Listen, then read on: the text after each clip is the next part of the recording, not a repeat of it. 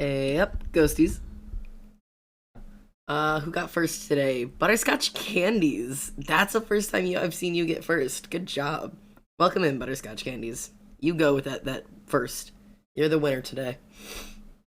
Also, I fucking adore the idea that, like, you guys, like, so many people just said my name. Like, it was like Xander, almost Xander, my favorite streamer. That's just like the names, A up Xander. Like, there's just something funny about the idea that, like, I'd like turn on the lights in the void and wake up the bees, and it's just the little voices, Xander, like little like bees everywhere. I think that's an adorable idea.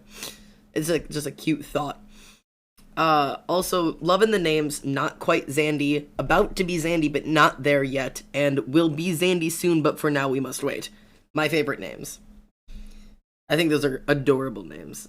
But also, hello everybody. How are you guys? How are my ghost bees? Are you all doing well today? I hope you're all surviving, you're all in one piece. For the most part, I have so much I want to talk about. Yeah. Xander equals almost Zandy equals almost Xander technically. Yeah, you right. Hey, last stream on the good laptop. R.I.P. to the good laptop. Oh. Hello everybody. My name is Almost Zandy and welcome home. How are you all doing today? We are starting off with intense music, and that's never what I like. Switch it up. Don't you start me with this ain't no crying bullshit. Alright, fuck it. It's Corpse. We're starting with Corpse today. Hello. Hello, chat. How are we today? Good morning. How are we? It's not morning, it is 7 p.m. But it's weird, because it's bright out. Like, it's daytime. It's 7 p.m., but it's very much daytime. I'm having to do a few things, but I wanted to say hi. Well, hi, Troxeel. Good to see you. Trying to play Stardew Valley, and I didn't see the notif. I'm dumb. It's okay. Hello. I just got started.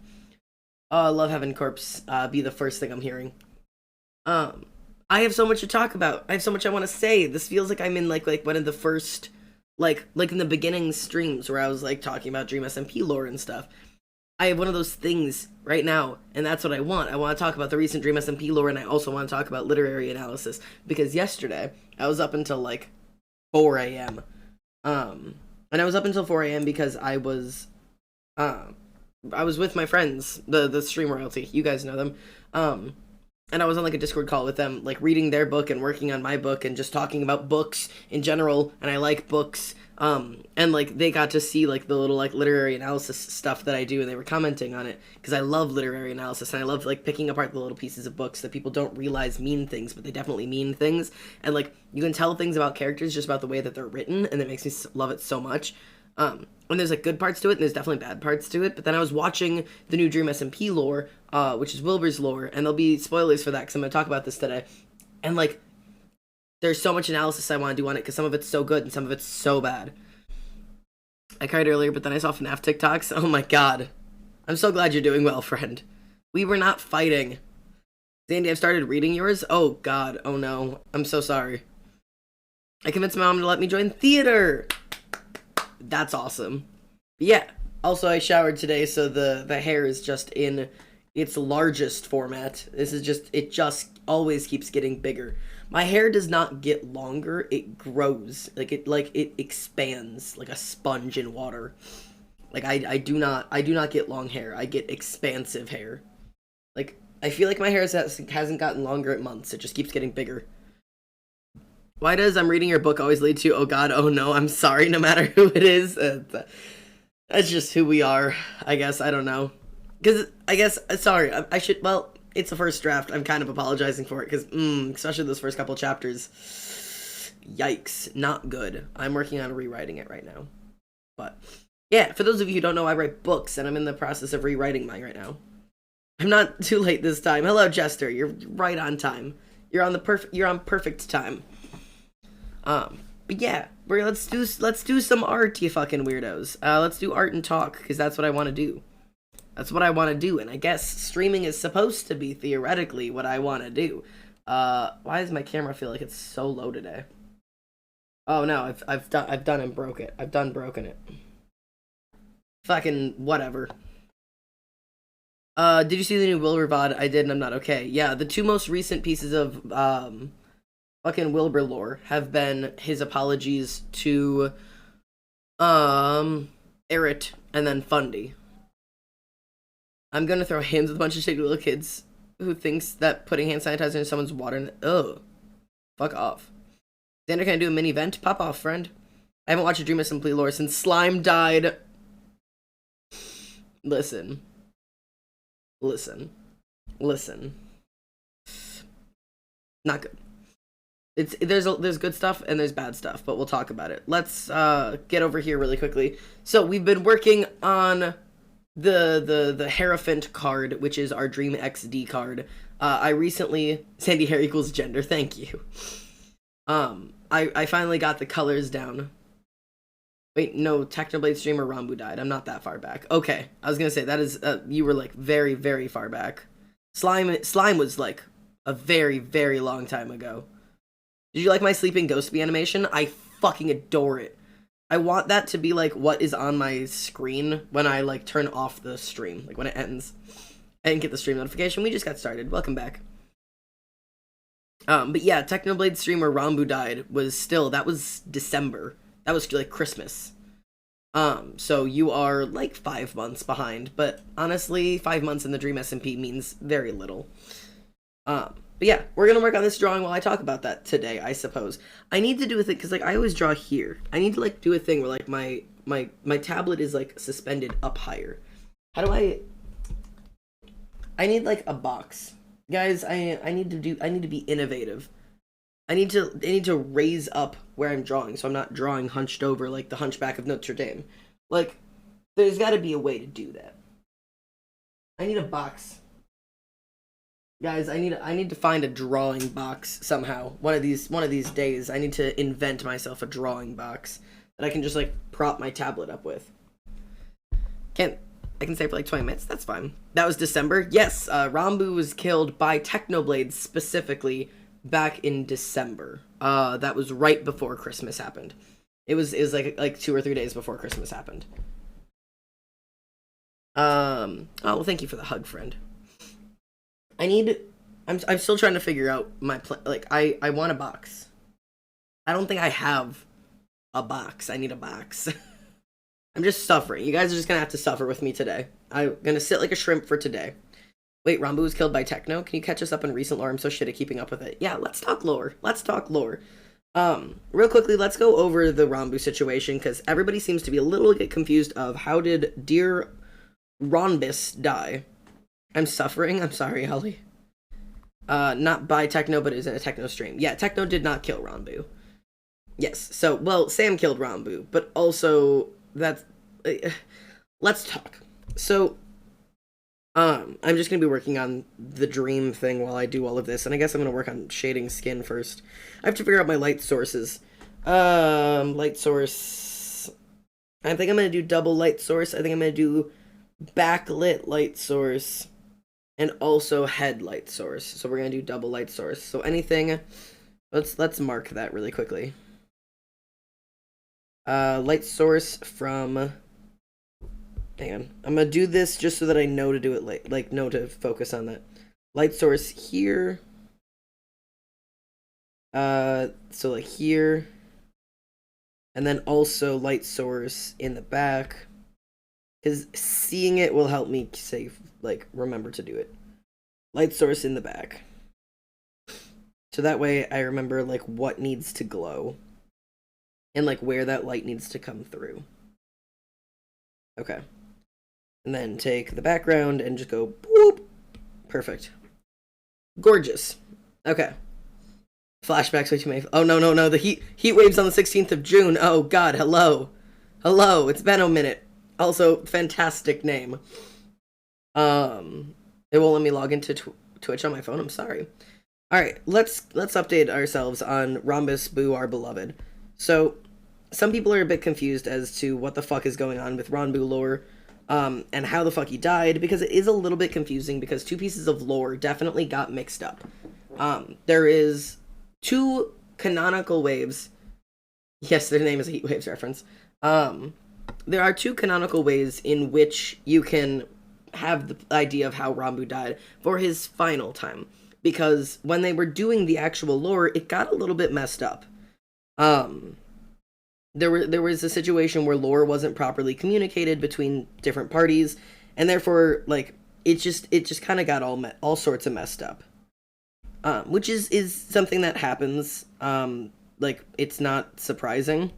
But that that conflict where two different people didn't communicate their lore means that lore ended up not going the way it was technically supposed to go, which messes with some characters' plannings. So, in the way that the lore ended up working out, Rambu died for the first time when Technoblade and Technoblade and no, I mean, I guess just Technoblade. Technoblade broke out Dream. So Technoblade broke out Dream, and Dream and him broke out Ranbu because he found Ranbu because Technoblade wanted to save Ranbu at the same time. Dream could not care less about Ranbu, but Technoblade went to save him. They also saved Connor Eats Pants during that time. So there was a lot that went on. But essentially, during the escape, Sam came out of the prison and threatened everybody and said, like, hey, like, you need to get Dream to come back here, or I'm going to kill Ranbu. He took a sword out, and he threatened Ranbu, and he told him to take all of his armor off. What was Connor doing in prison? Connor was in prison for stolen valor, which means he was trying to get he was claiming that he was a war veteran, and he wasn't. We have no idea. We've never seen this in lore, but he just said that he tried to go through, I think it was like a Burger King, and tried to use a fake veteran's ID to get a discount, which is stolen valor, so he was thrown in jail. This never was shown in lore. That's just what Connor told us when we found him in the prison.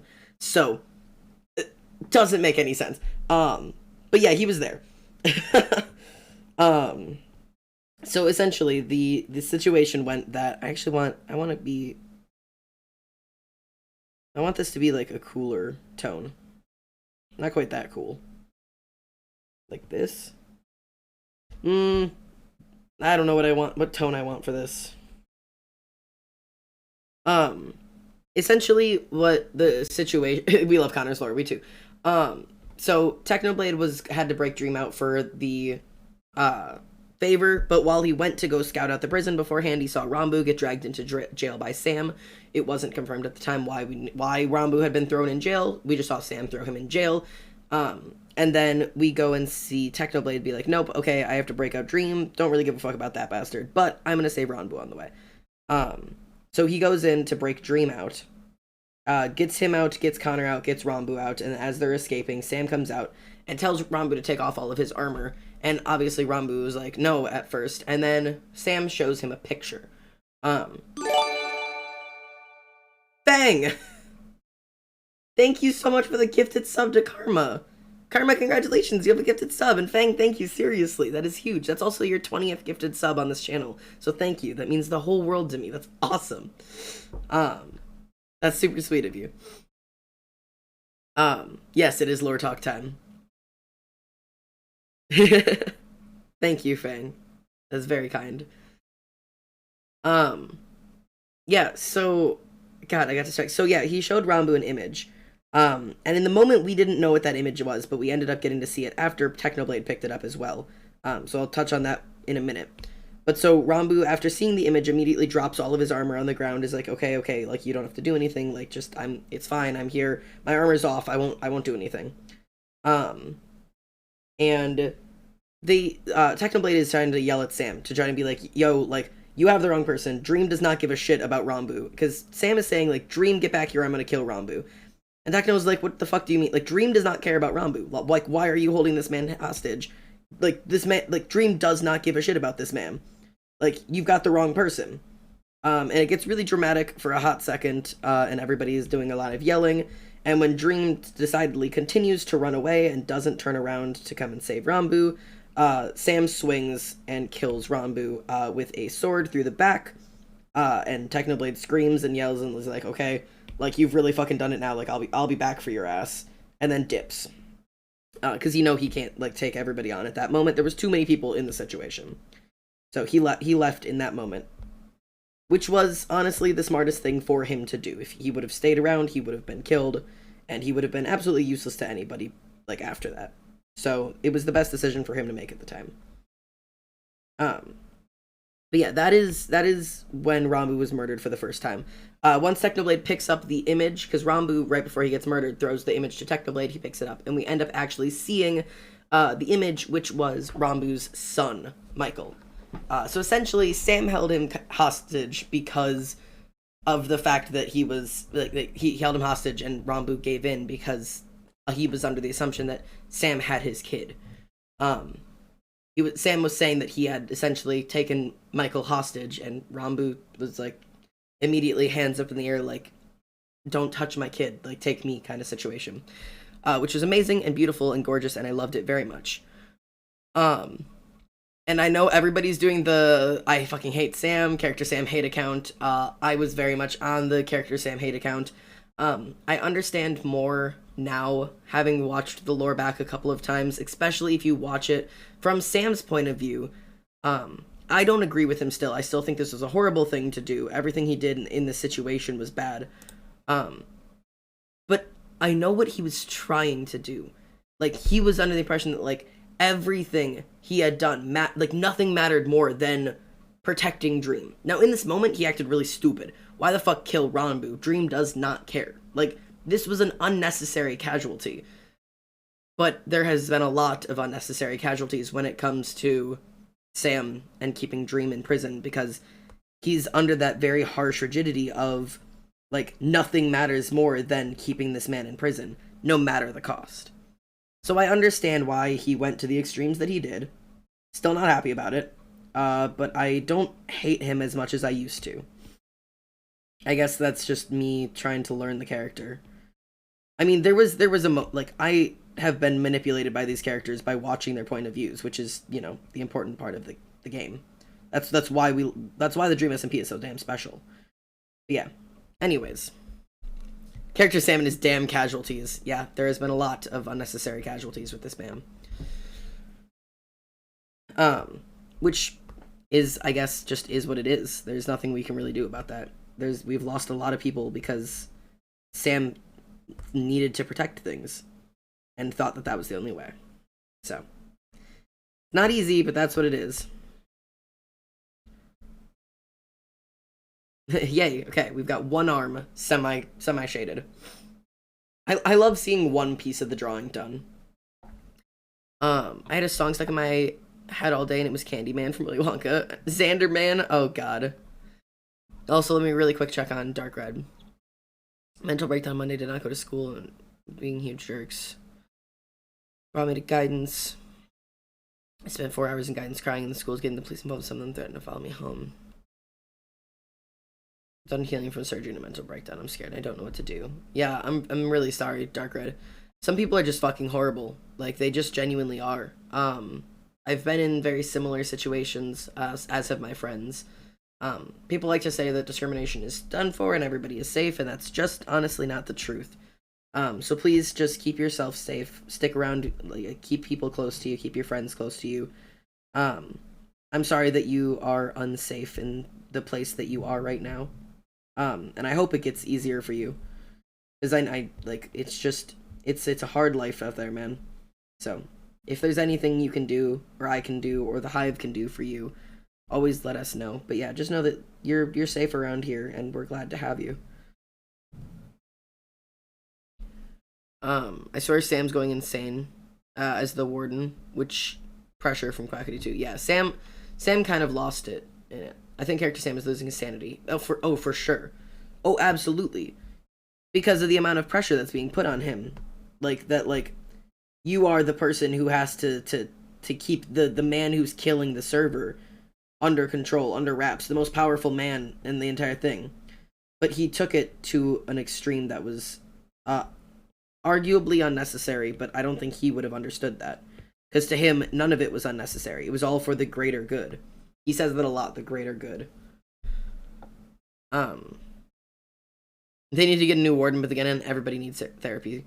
So, yeah, it's one of those things that, like, absolute power corrupts absolutely to a certain degree, because that's kind of what happened, is that Sam was given, like, an unobtainable amount of power and an ununderstandable amount of responsibility. Like, this man is just fucking going through it. So, I don't blame him for kind of cracking under some of the pressure. Like it's not easy. I still don't like him.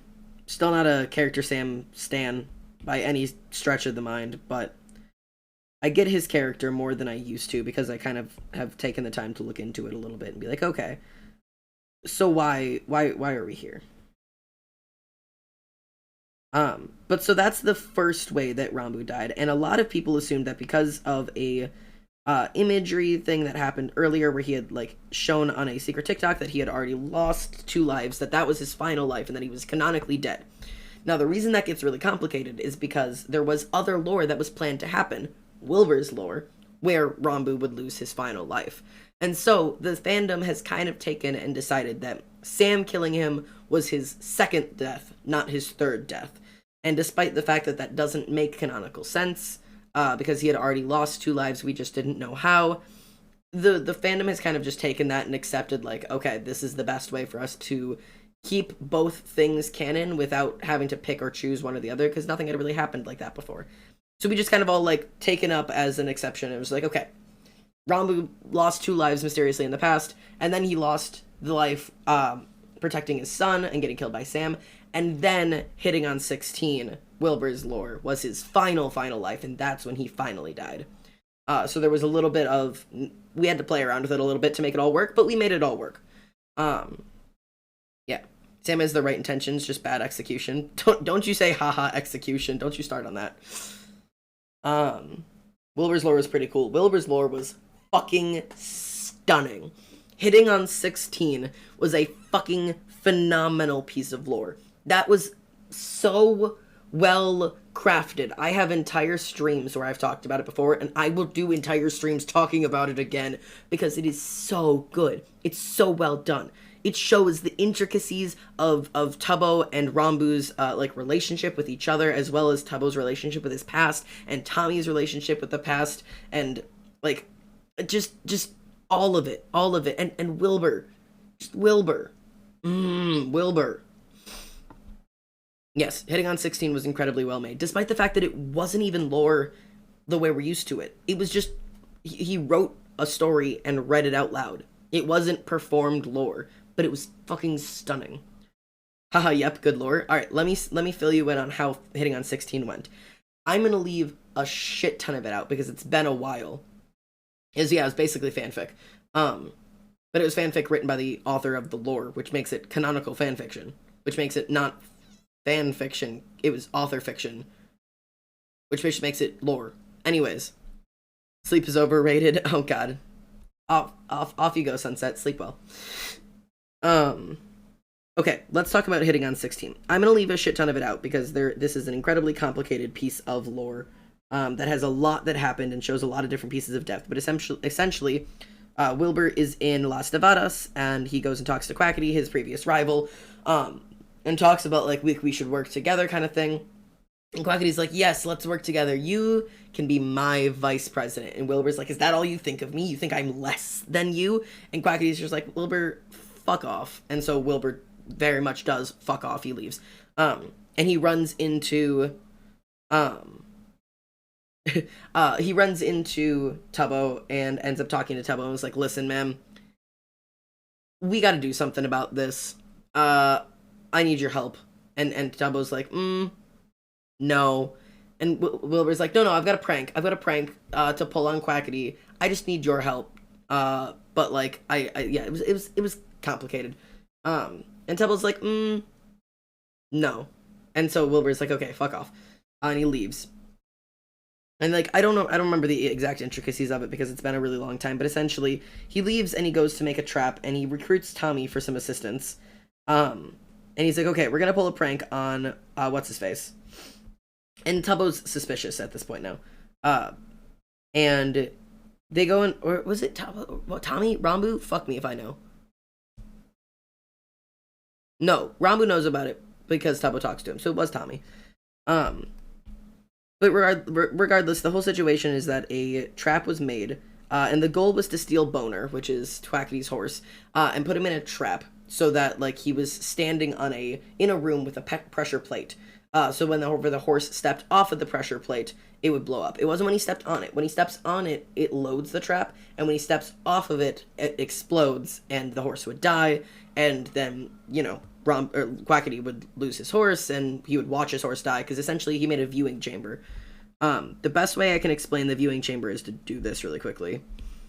So the viewing chamber was like this, at least from my understanding, where this is the room, and there's the little pressure plate right here, okay? So this is where the horse would be. This is where the horse would be. And this is the pressure plate. Not drawn to scale. And then there was this, this goes up in this kind of fashion. So it's like that. This is like a wall. And then this was glass. It's hard to explain. But, there's a ladder that goes up, and then there's this, glass area so that you can't, get down into it, except for through, the trap door down here, so that it kind of was, looking down in this pit area. Right? That's kind of what it was.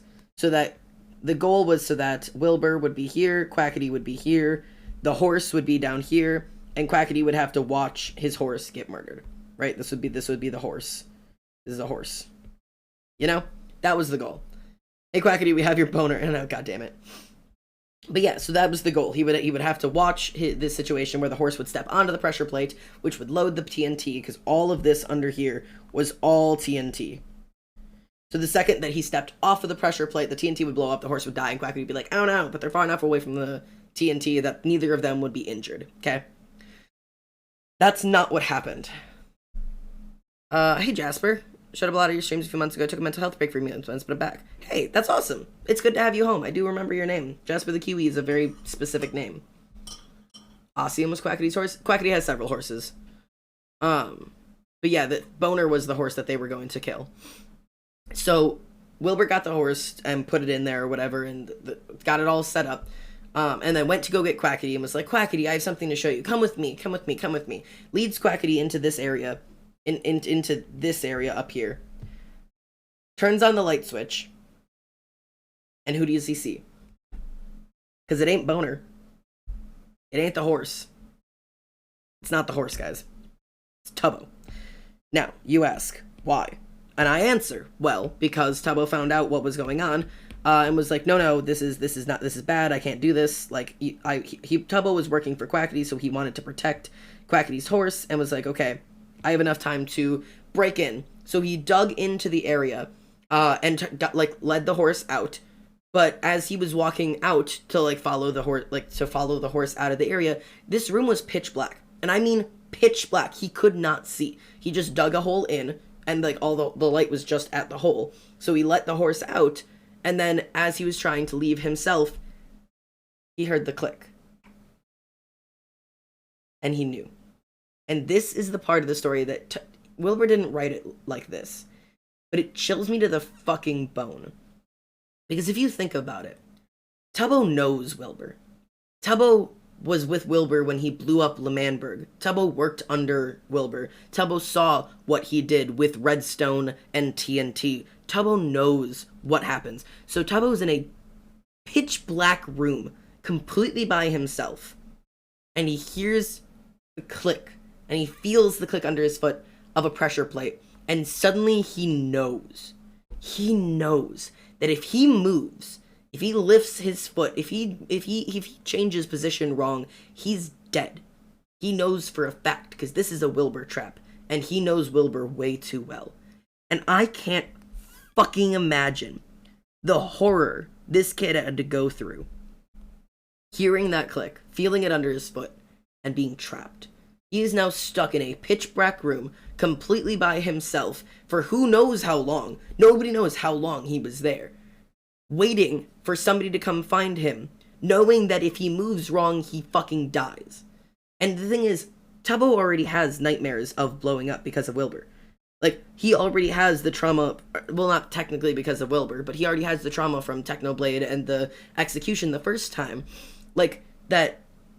I can only imagine that he's just going through flashbacks this entire time, remembering getting blown up the first time, and remembering how bad it hurt, and remembering the sounds and the feeling of the explosions, and going through all of that again through his head while he just stands in this completely lone room. Like, I can't stand it. It is one of the most traumatizing things I could possibly imagine, right? Hello, Devil Soul. Another thing to add to the list of traumatizing experience Tubbo has gone through. Agreed. And it's my favorite. It's my favorite visual. It is my favorite visual. I want to write Tubbo's point of view of that moment there. So they show up, right? And from our point of view, we get to see Wilbur take Quackity down. He flicks on the light and he's like, haha, Quackity, look what I've done. And Quackity's like, Tubbo, what the fuck? And Wilbur's like, Tubbo, what the fuck? And Tubbo's just there like, haha, hi guys, Quackity, I got your horse. So that's the situation. And then Wilbur and Quackity get into a huge fight because Wilbur's like, no, Tubbo, I'll come save you. Like, it's fine. Like, I'm gonna come get you and everything will be totally okay. And Quackity's like, no, that's my citizen. I'm gonna go save him. And Wilbur's like, no, I've known him for so much longer. He means so much more to me.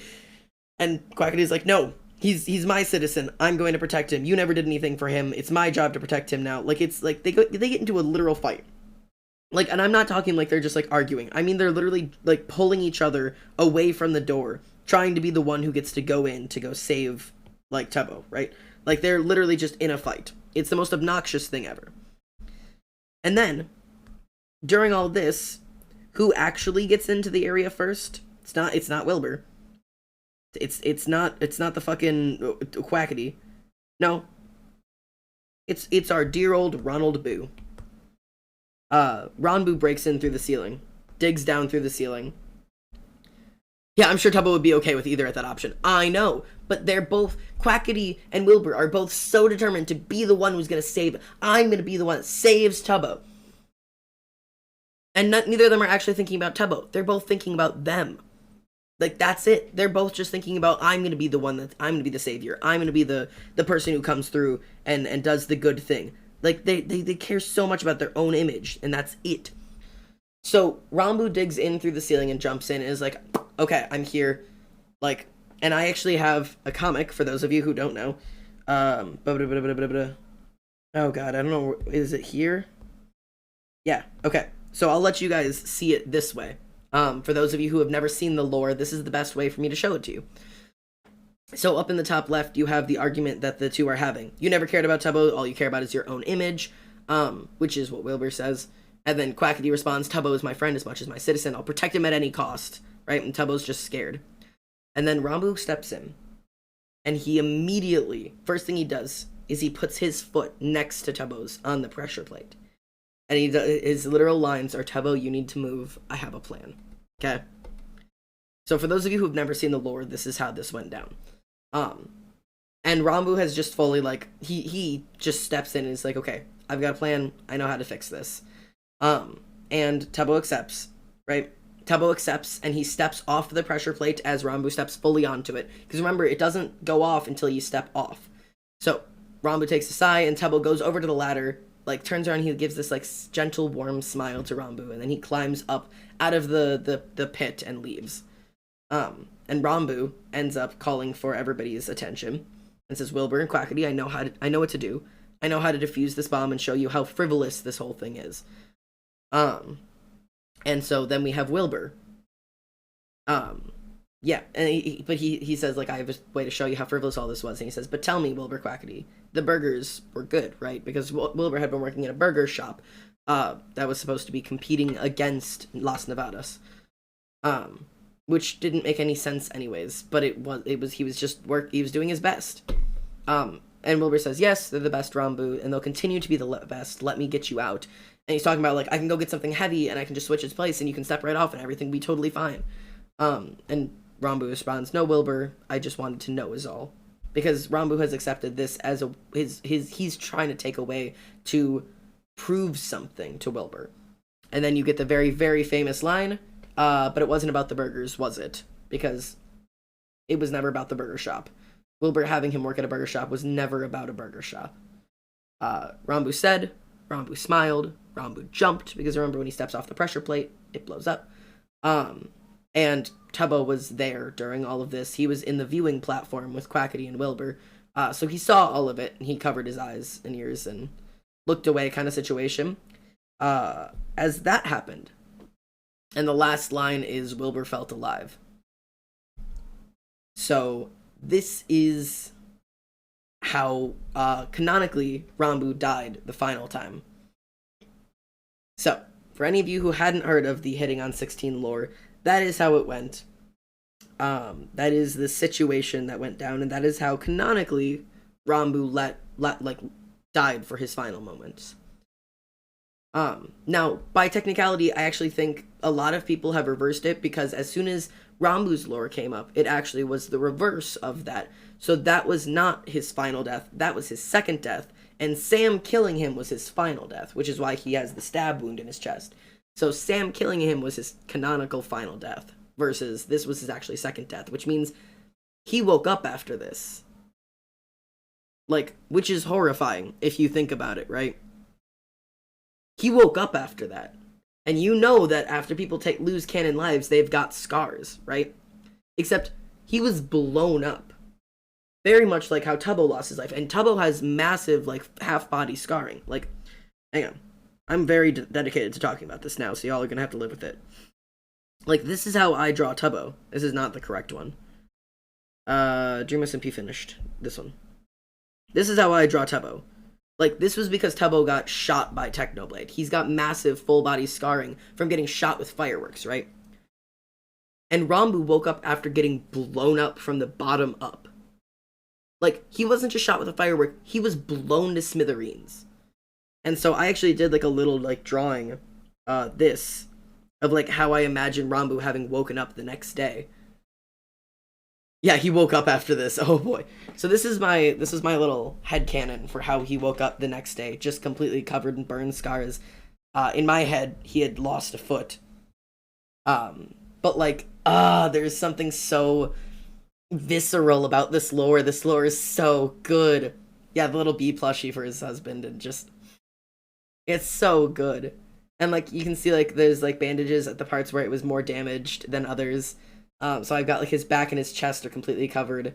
But you get like the back sides of his arms, the back sides of his legs, obviously his feet and his ankles. Anywhere the blast would have moved up through. So I've got like the underside of his chin. But yeah, this is like some of my favorite lore that I got to draw. This was a really, really fun one to draw. I love this lore so much. Let me just... I just want to share the fucking emotion that goes on here. I love the little like squint that's going on there. But yeah. All of this art is posted on my Instagram if you ever want to take a look at it. But yeah, so in my head, that is what Rambu looked like. So he's another one that I draw with prosthetics now. The face. I know, the face. It was so much fun to draw. Yeah. So that's the hitting on 16. Hello, I have no idea who you are, but I accidentally bought bits and now I'm giving it away to people that caught my eye. Have a great day. I love your art style from what I'm seeing. I have to go, but bye. Wumkey, that's super kind of you. Thank you so much for the bits, and I'm really glad you enjoyed it. Feel free to follow if you enjoy the art and stick around, or come back another day. I'd be happy to see you again. But yeah, thank you for contributing to this beautiful little place we've got here. Sip my coffee real quick. My coffee's getting cold. I've already been streaming for an hour. How is this happening? It's been 40 minutes. It has not been an hour. But, okay. So that was all the hitting on 16 lore. That's all lore in the past. All of that happened, like, months ago. I'll follow you, of course. I'll come some other day. Oh, thank you, Wumkey. Welcome home. I'm so glad you found your way here. It's good to have you here. Yes, and I am the person who argues for if you have 4 arms, you should have 4, not boobs, but 4 pectoral muscles. I argued that previously. I was the one who made that whole point. If you have wings, you're supposed to have 2nd pectorals. But this man has 6 arms and 6 wings. I'm not giving him fucking 12 pectoral muscles. So, I'm gonna make him more muscly there, but no, I'm not giving him 12 pectorals. Don't you guys start this argument. I will start deleting comments because we had a whole argument about it. Stop arguing for more. No. All of you shut up. All of you shut up. Shut up. I'm moving on. I don't care about the fucking 12 nipples. I'm not doing it. I'm not doing it.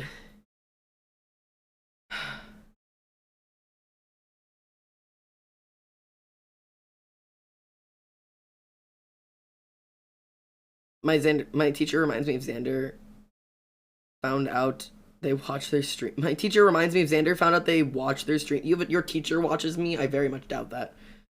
6 packs, but it's boobs. Dream XD needs it. I'll just watch the VOD, yeah. I will possibly add a second set of boobs. For now, shh. I don't care.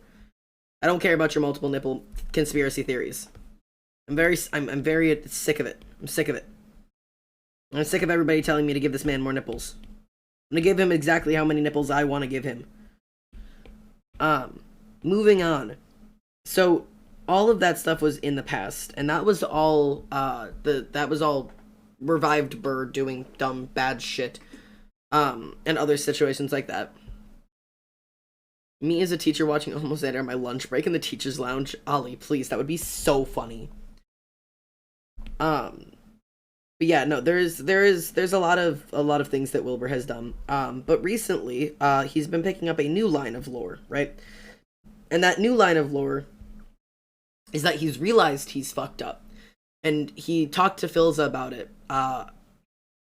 Right after hitting on 16, he goes home and he's like, I can't find Rambu anywhere. I don't think he even knows that Rambu's was possibly his last life. But besides all of that, he talks to he talks to Philza and is like, what do I do, Phil? And Phil's like, you have hurt so many people.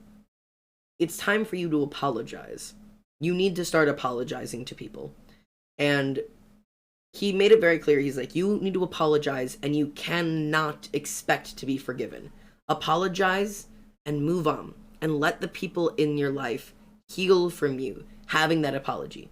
Don't expect to be forgiven. Don't expect it to go well. Don't expect to just jump in and really go great. And like to be completely forgiven and move on with it. You need to give them space. If they don't forgive you, give them that space, leave them alone and let them heal. Stop doing damage to people. And he's like, okay, I think there's someone I really, really need to apologize. And he like opens the door and Tommy was there listening. He's like, Tommy? And we were all like, yes, yes, yes, yes. And he's like, I think I need to go talk to Techno. You stay here. And we're like, apologize to Tommy. And nope, he just walks right past Tommy with no apology. Makes me fucking scream. Mrr. But anyways, that is how all of this new stuff started, is that Philza gave him the idea that he needs to start apologizing for things. And so that is what he's been doing recently. He has been going around to the different people that he has known throughout his time here on the SMP, and apologizing for the things that he's done. So he apologized to Technoblade, and that went, like, honestly fucking really well. Like, they both, like, apologized to each other of, like, yeah, I'm sorry about this situation, I'm sorry about, like, the betrayal situation, even though you technically knew about it. Like, it wasn't super impactful in any way. Yeah. So there was no apology to our dear old Tommy boy yet. So he apologized to Technoblade, and then I don't even remember if there was somebody else he apologized to after Techno, because I don't entirely know which order I have gotten this in. But I do know for a damn fact that he very recently went... yes, avoids Tommy. No. It's not my teacher, one of my friend's teachers. But she's been wearing a corpse hoodie, and I told her, oh yeah, the streamer introduced me to corpse, and she's... Fawn, okay. Oh god. Tell your teacher to at me next time. But anyways... he was on his way to go apologize to Nikki. I don't remember who he apologized to after. Who did he apologize to? God damn it. After he apologized to Technoblade. Don't remember. But he went to go apologize to Nikki recently so that he could, like, apologize for everything that he's done. And instead of finding Nikki, he actually ended up running into Errit. Now, if you guys don't know that the lore from the original L'Manberg, Errit was the traitor of the Dream SMP. Um, well, not really. He was the traitor of L'Manberg. Uh, because in the very, very beginning, in the very first revolution of L'Manberg against the Dream SMP, when it was trying to gain its independence, um, Eret was the one in the control room who ended up turning it on them. And oh, hello, Darian. Into a theme park. How are you, graduation man? I'm really great, thank you, man. How was the theme park? But yeah, he ended up turning it on him. Eret turned it on everybody else, caught everybody off guard, and actually let the members of the Dream SMP in, and tried to stop the entire revolution of L'Manberg by overthrowing it and just fucking it over in general. Which was fucked up, and it was labeled, he was labeled as the traitor. Which is why in the song for our L'Manberg, or my L'Manberg, when Wilbur sings it, he says, like, I heard there was a special place where men can go and emancipate the brutality and the tyranny of their rulers. Well, this place is real, you needn't fret, with Wilbur, Tommy, Tubbo, fuck-a-ret. Because the original characters were Wilbur, Tommy, Tubbo, and Eret. Which is why the song goes, with Wilbur, Tommy, Tubbo, fuck-a-ret. It's a very big and not blown up L'Manberg. Like, the song is, like, the national anthem says fuck Eret in it. Like, because the whole thing was like, you fucked us over. So it was really impactful. And every time somebody called Wilbur out on doing something, his immediate answer was, well, at least I didn't betray the entire nation. At least I'm not Eret. At least I'm not that bad. I didn't do that. Maybe I fucked up, but I didn't betray the entire thing, right? Like, I didn't fuck up that bad. So it's always been like the scapegoat. He's always been the one that everyone's like, well, at least you're not that, right? So they ended up talking, and Eret like acknowledged, like, the reason I did that is because, like, I thought there must have been like a better way to do this. There had to be a way to have freedom and go back to things that are without the fighting, and Wilbur failed at that.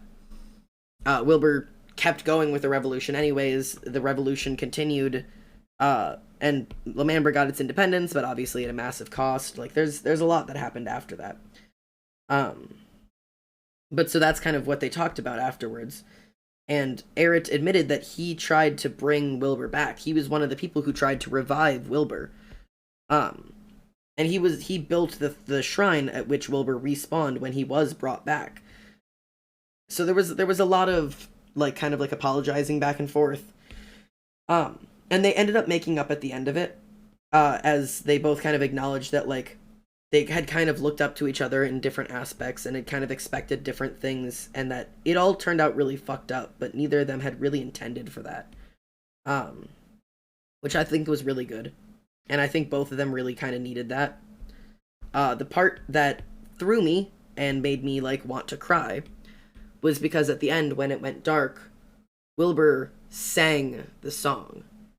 He sang My L'Manberg, but he changed the words. And I fucking literally almost burst into tears on my friend's bed. Emily and my friend Courtney were both there, and they can both attest to the fact that I heard it and literally almost burst into tears. Because as he sang it, he had changed the words. So he said, he had done the thing. Let's see. He said oh god, I was trying to turn down my music so that I could think. Yes, Emily has confirmed this is true. He had said, I heard there was a special place where men could go and emancipate the brutality and the tyranny of their rulers. Well, this place is real, you needn't fret, with Wilbur, Tommy, Tubbo, and Eret. It's a very big and not blown up L'Manberg. Our L'Manberg. And then he cut off. And that's what caught me. That's what almost sent me into tears. Oops, sorry about the music. It wasn't that he said and Eret and not fuck Eret. That wasn't it. It was that he said our L'Manberg, and I fucking lost it because he's never said our L'Manberg. It was my L'Manberg. It's always been my L'Manberg because that was his thing. It was his country. But the second he said our L'Manberg, I fucking lost it. I couldn't believe he had actually said it. And he didn't finish the song. He said it once and cut himself off. And I was like, he's acknowledging things. He's changing. It's so good. It's so good. It was so good. Bitches own a hole. Mile a manhole. Mile a manhole. Sorry, our la manhole. But yeah, it was such an impactful piece of lore. There was such a tiny, tiny, tiny little change. That's all he had to do, and that's what was so cool about it. It was that he didn't have to say, like, I'm growing, and I acknowledge the fact that more than just me ran this country, and it took more of us to be a thing of that. Like, so it was like a really big moment, but he didn't have to do that. He didn't have to say that. He didn't have to change, he didn't have to, like, make a big lore piece that he explained that he was changing. He said one word. And we suddenly understood how far his character has come. One word. That's how you do good writing. Yeah, so the Fundy stream is next. I'll do that in a second. Xander, it's been a while since I've made one of your streams. Hey, Extra Fruity. I'm good. Just recently graduated college, working on tarot cards, doing all the good shit. Living the best life I possibly could out here. But yeah, so that was the very most recent lore that has happened. Other than recently, he posted what was called Into Pogtopia. He was once again trying to go find Nikki because Aerith had told him, like, hey, you should go apologize to Nikki. Or not with Nikki. He said, I want to go apologize to Nikki. And Aerith was like, you should apologize to Fundy too. Why don't you head into Pogtopia? That's where you'll find Nikki. And Wilbur's like, oh, yeah. Not thinking about the fact, like, why would Nikki be in Pogtopia? He just went there. And who did he find? Definitely not Nikki. He found Fundy. And that is where things start changing. Because he didn't want to talk to Fundy. He didn't, like, make that as, like, a choice. He's like, oh, I guess, yeah, well, yeah, we can talk. That's fine. So it's hard to type. You're good. And at first, like, they were just kind of, like, talking, like, yeah, where you been? I went and died, and a dream revived me. And Fundy's like, yeah, I know. And so Wilbur's like, let's, like, how have you been? How you doing? And Fundy's like, Wilbur, like, what, why, man? And so Wilbur's like, you know what? Let's hang out. And, well, first Fundy said that he was been staying in Las Nevadas, and Wilbur tried to leave, and Fundy lost his mind. He was like, yeah, no, you leave. Yeah, you leave. You've never done that before. You've never left before. No, this is the first. Yeah, you go ahead, you leave. Why don't you go leave me? Sounds like a good idea. And Wilbur's like, okay, sorry. Let's talk. And me sobbing uncontrollably. I'm busy. I'm so sorry. Yeah, he never said our before this, only after him and Aerith were on better terms. It was never about Tommy or Tubbo. I know.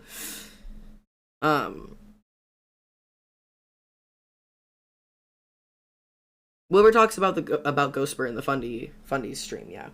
But yeah, so all of this shit had been going down. I think I need to redden all of this.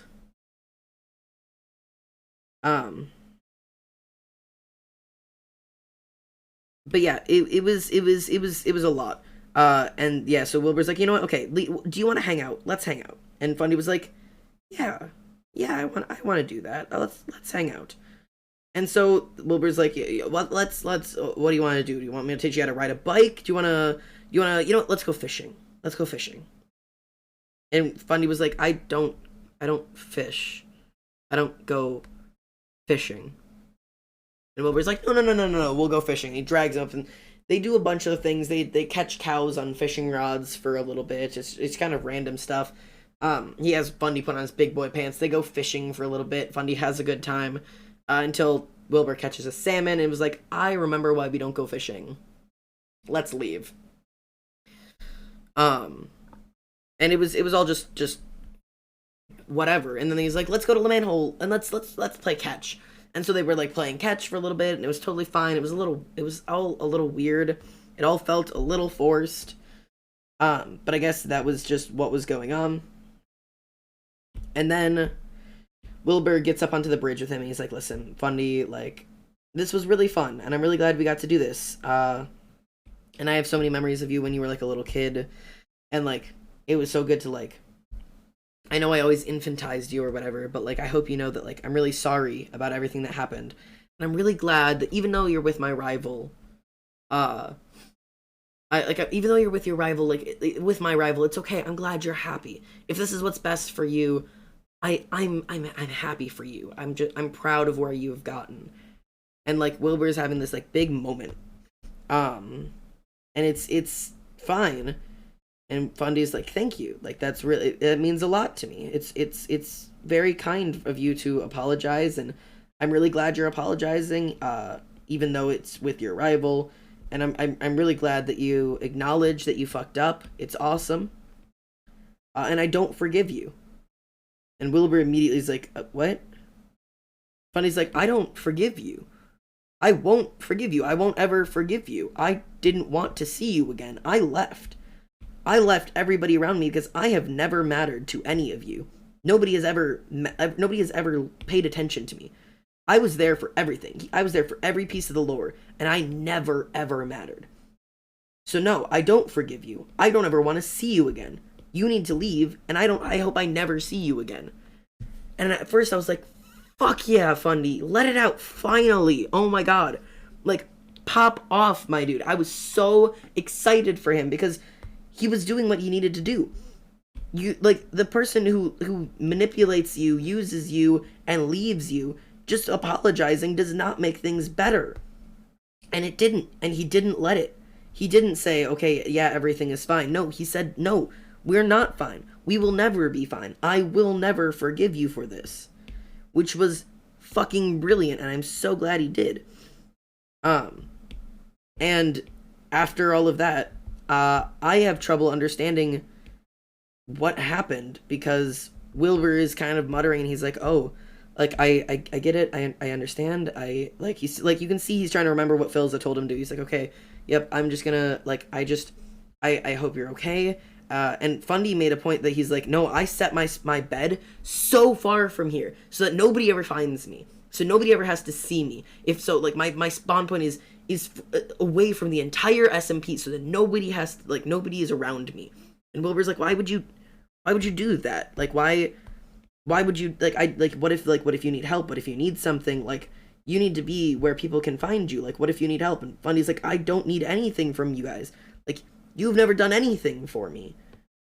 And Wilbur's like, you know what, I get it. Like, I understand. I'll leave. I'll go. And after all of this, after finally telling his dad that left him that he doesn't forgive him, after getting what he wanted, after saying his point, Wilbur turns away from the bridge. They are on the bridge over the manhole. Wilbur turns away. And Fundy jumps. He jumps from the bridge. And we get the message, Fundy has fallen from a far height. He jumped off the Le Mans bridge.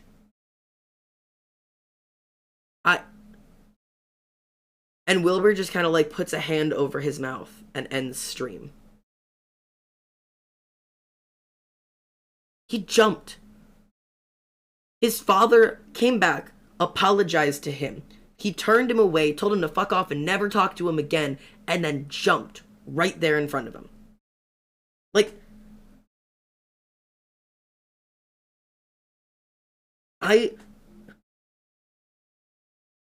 he's dead. Fundy's dead. That's canon. He's dead.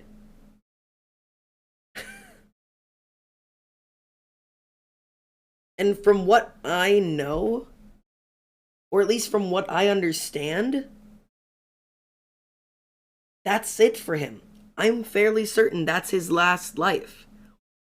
Because I had some people went and checked the wiki and said that the wiki was, like, some people on the wiki said that the wiki was outdated and that it wasn't correct. Because the wiki says that was his second canon life.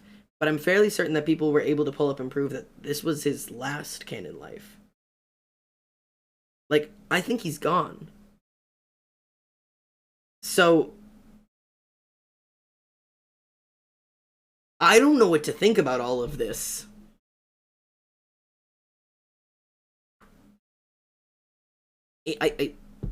What do I do? What am I supposed to think, huh? What the fuck? What is this? I have no idea. This is literally just his nipples. Okay, great. But yeah, so that's the most recent lore on that. He really said traumatize them right back. Yeah, straight up. Animal Crossing Rocket Man, though. Yeah, no, going hard in the background. So that is the most recent Wilbur lore we have. Now, here's an extra thing about all of that, right? The thing I haven't talked about is that during all of this, Wilbur keeps making references to something. He keeps saying that he's going to make all of these amends and he's going to go away somewhere. He doesn't know for how long or where, how far away or whatever, but he'll just, when I leave, I'm going to go away for a while. I'm going to make sure I leave for a while. And as somebody who knows a bit about the way that people talk, and also about character Wilbur as a human being, I think we all understand what that means. And I don't know if everybody else has picked up on it, but this man is not intending to go away somewhere. At least from what I'm picking up, this man is not intending to travel for a little bit to clear his head. That's death, motherfucker.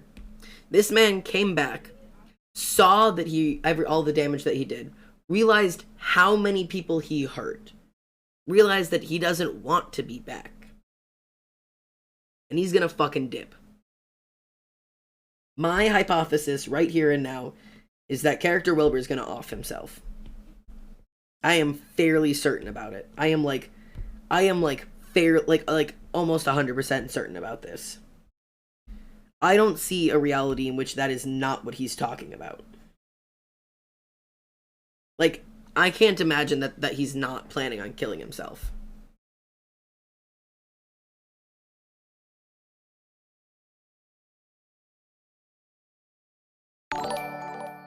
Hello? This is from yesterday, but graduation dinner is on me tonight. You completely deserve this. Keep chasing your dream, in a realistic manner. You'll go far. I believe in you.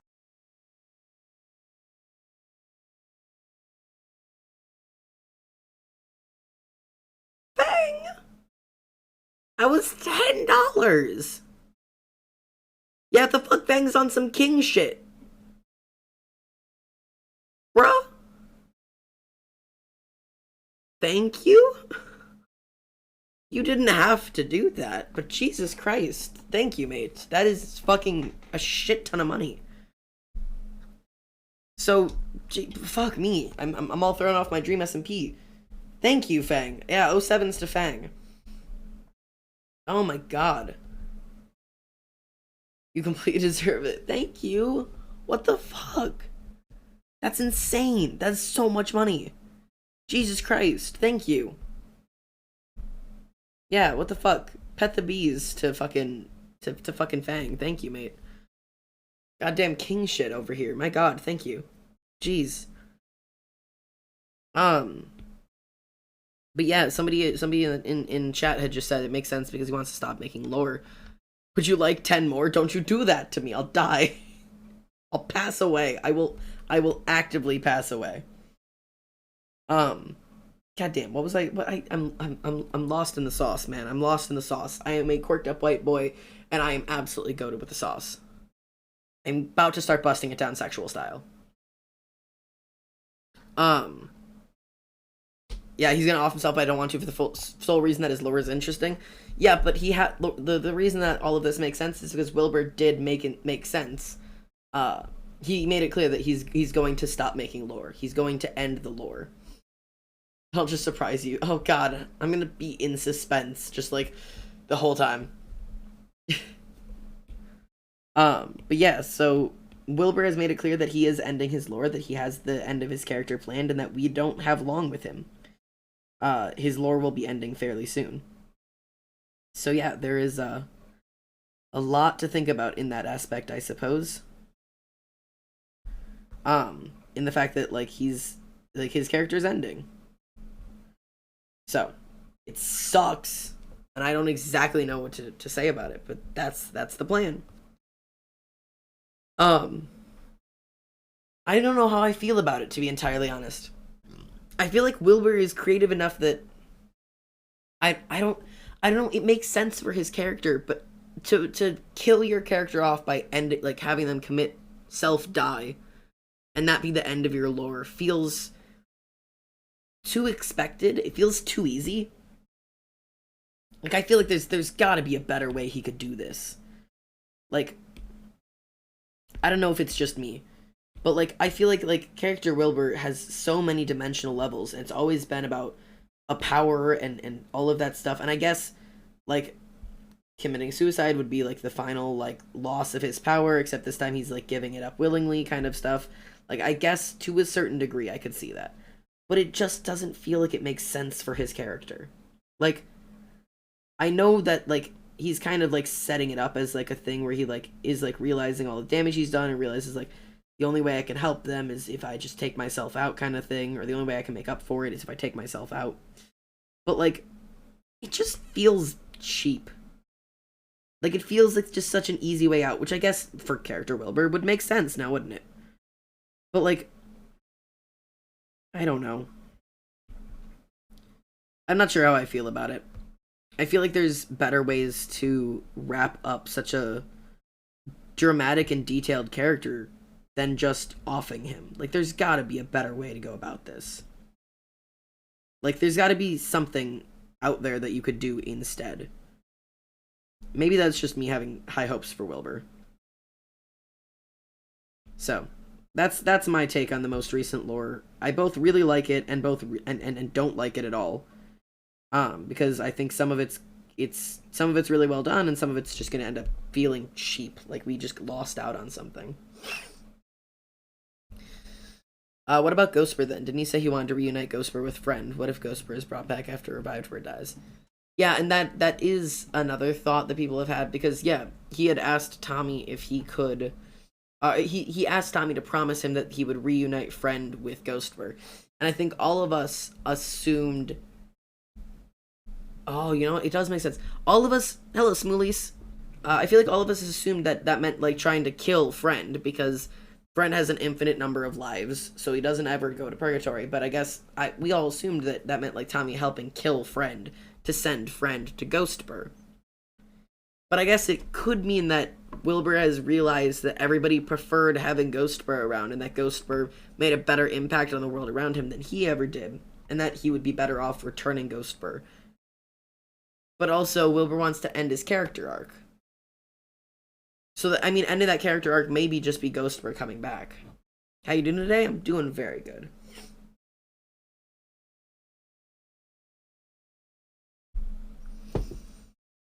Oh, Jester, you just said what we've all been thinking. Jester said, this makes me want to cry. The shit's been helping me stay alive. It going away would make it hard again, you know? It's the most comfort I've ever gotten from anything ever. I'll be incredibly sad to see it go, but all good things must end, I suppose.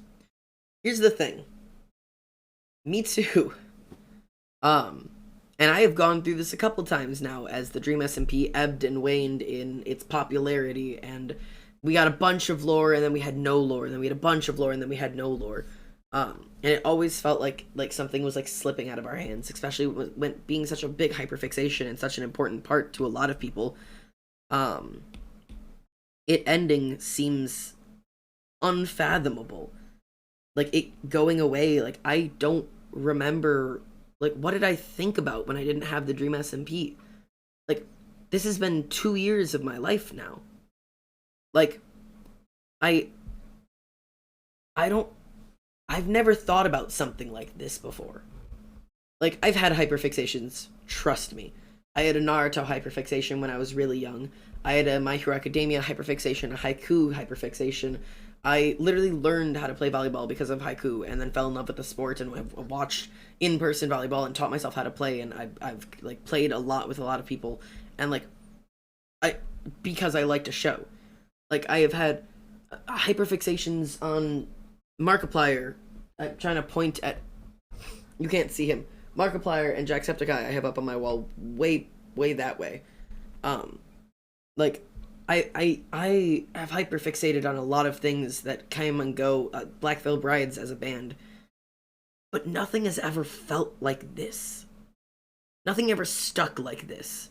Because nothing, everything else, I was an observer. I was watching. I was just seeing something happen. I was listening to a music and wanting to live in it. And the closest to being part of it was coming to concerts, which was the best part of my life for a long time, was concerts. Because, like, that meant, like, I got to see the people who, like, this mattered as much to them as it did to me. Like, people who were like me.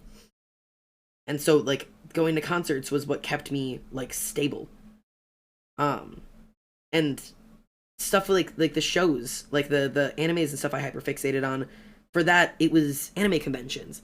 If I was hyperfixated on My Hero Academia or on haiku, I went to anime conventions. I spent hundreds and hundreds and hundreds. $800 in one summer, $900 another summer, in full cosplay to dress like my favorite characters and to go to these anime conventions, even if it was only 3 days long, to see other people dressed up like that and go to panels about it and talk to other people about it because the hyperfixation craved it. And finding, like, online groups to shitpost about it, make edits about it, and watch videos about it, anything I could get. But nothing has been like this, because here, I'm not an observer. Like, the reason the Dream SMP is so important and so special is because I'm not just watching it happen. I'm not just observing something be created and just being an afterthought. I'm part of it. The people who make animations and draw the fan art are the people who decide what these characters look like. I decide what these characters look like. I'm the person who decided that this is what Dream XD looks like. This right here on my screen. I've decided that this is what character Dream XD looks like to me. I decide how his interactions interact with each other. The people who write the songs and build this fan fiction and build this family is so much bigger than anything I have ever seen before. I'm no longer going to be happy with just watching media. Like, I don't know how to go back to life after this, because I don't ever want to just watch a show and just be an afterthought where I don't get to make any impact, right? I want to be a part of the media I create. I will never be satisfied with media after this, because I don't want to watch a TV show, because the TV show is telling me how these characters are supposed to look, and I don't agree with that. And the books are telling me that this is how the story ends, and no, I have headcanons. Like, I don't believe it ends that way. I want it to end this way. I want it to change like this. I want to talk to the creators and hear how they're talking, and I want to see the different perspectives. I'm never going to be satisfied with a book that only gives me the perspective of one main character anymore. I need all of them. I need to see the perspective of this story told from every single character's perspective, so I can see the intricacies of all of their lives and the reasoning behind all of their opinions. It has fed me like nothing has ever fed me before. And it is so expansive. There are so many characters and storylines that no two people in the entire world has ever experienced the Dream SMP the same way.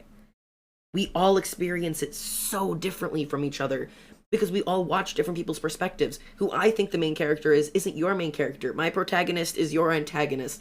Like, it is a world that we have lived in for years.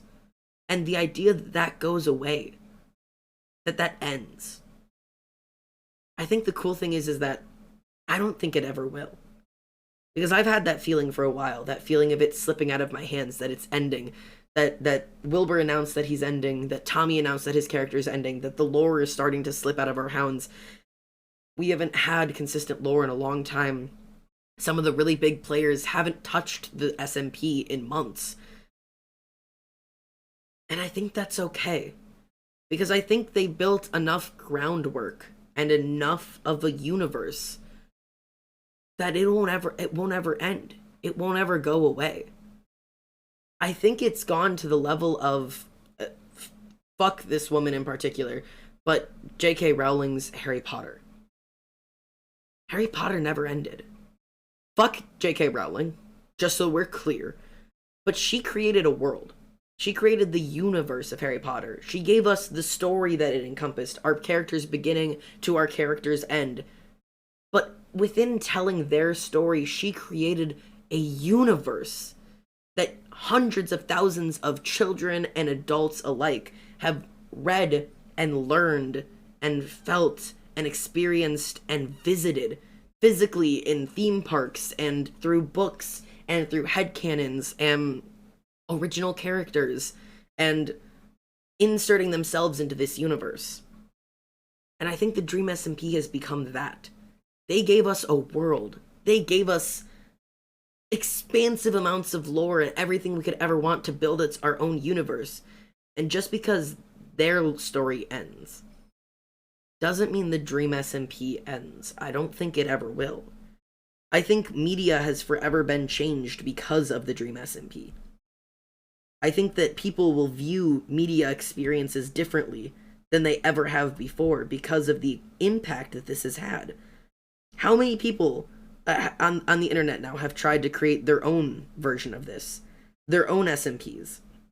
It has inspired entire generations of kids to try to be creators in their own world. It taught kids to not be complacent in not being complacent in hearing a story. They're no longer complacent in just absorbing media. They want to create media. And watching this spark a generation of kids who are writing their own SMPs and building their own stories and writing their own lore and acting out their own characters and created an entire generation of people who learned how to edit videos or make movies or write songs or draw animatics or write hundreds of thousands of words of fan fiction or design tarot cards. They have changed this generation by teaching us to not just consume, but to create. That's what it's left us. The world doesn't go back to normal when the Dream SMP ends, because we are a changed people. The people of the Dream SMP will never forget our time here, because we're going to continue creating long after all of these creators have moved on to bigger, better things. Although I don't know if anything will ever be bigger or better than this, because this changed the world. And I say that with 100% seriousness. I don't care what anybody outside of the Dream SMP says of that we're both all a bunch of cringy teenagers and all a bunch of fucking whatevers who just want to watch grown men play block game. People who say that shit don't understand what this has created. This is so far past grown man plays block game. It's so far past that. This is a community that built a new way to consume and interact with media.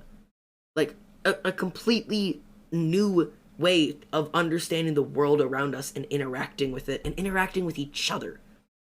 Families have been built off of this. Friends have been made off of this. Careers have been started from this. Not just the fucking streamers, but the songwriters and the animators.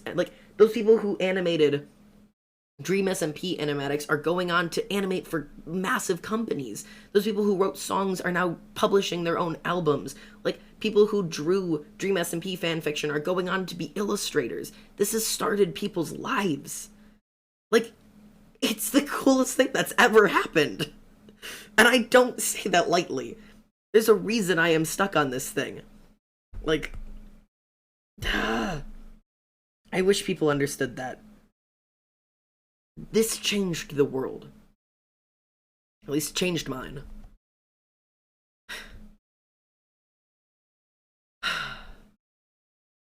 Alright.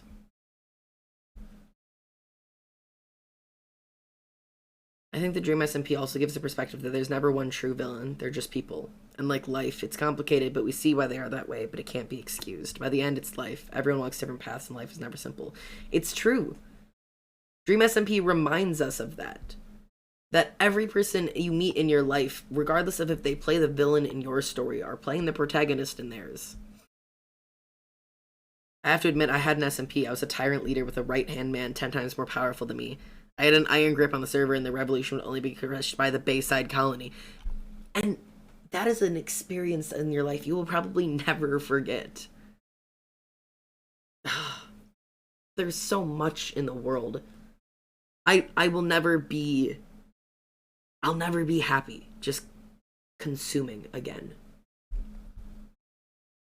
Are you gonna put this on the VODs channel? I don't normally put drawing VODs on the VODs channel, but I can if you would like. I just never really do, because drawing VODs are never all that interesting. People never really watch them back a whole lot, but if you think I should, I can.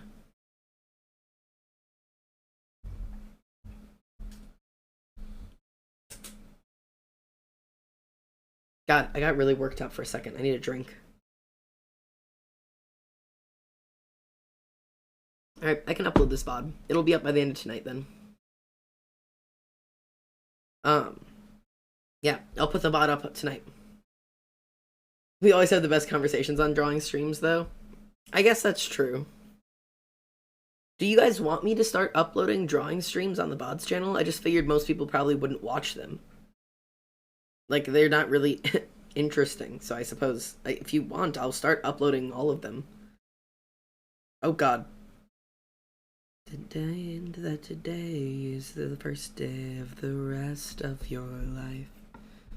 Yes, please? Alright, I can do that. Just remember they won't have any music.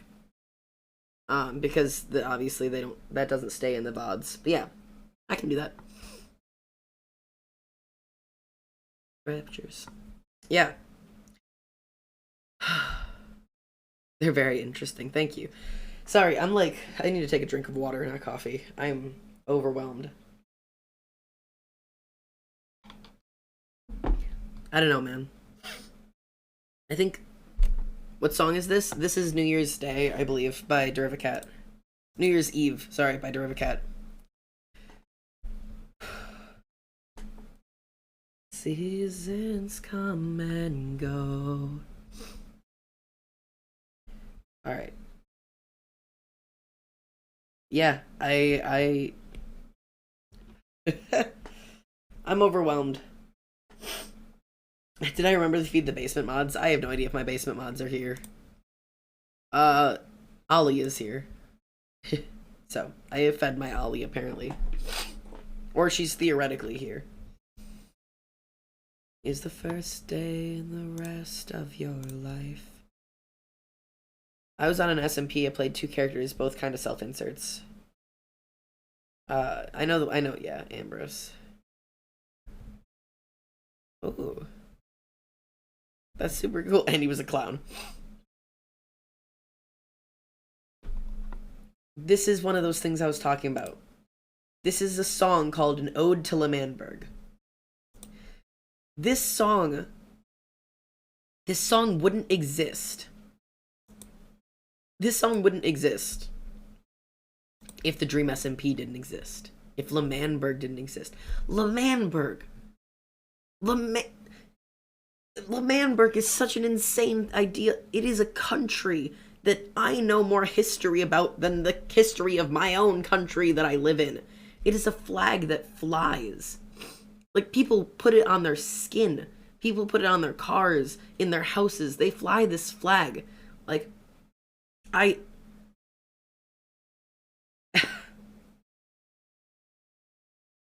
Dream SMP has changed the world. I hope the people who made it understand that. Like, I hope they understand all of it. Because I don't ever want them to look back and think of it as just Minecraft. Because, I mean, some of them even laugh at themselves of like, yeah, I do Minecraft lore. And I catch myself doing it. Like, yeah, I guess I like Minecraft lore. But, like, it's so much bigger than that. It's always been so much bigger than that. And, honestly, the Dream SMP is why I started, like, streaming myself.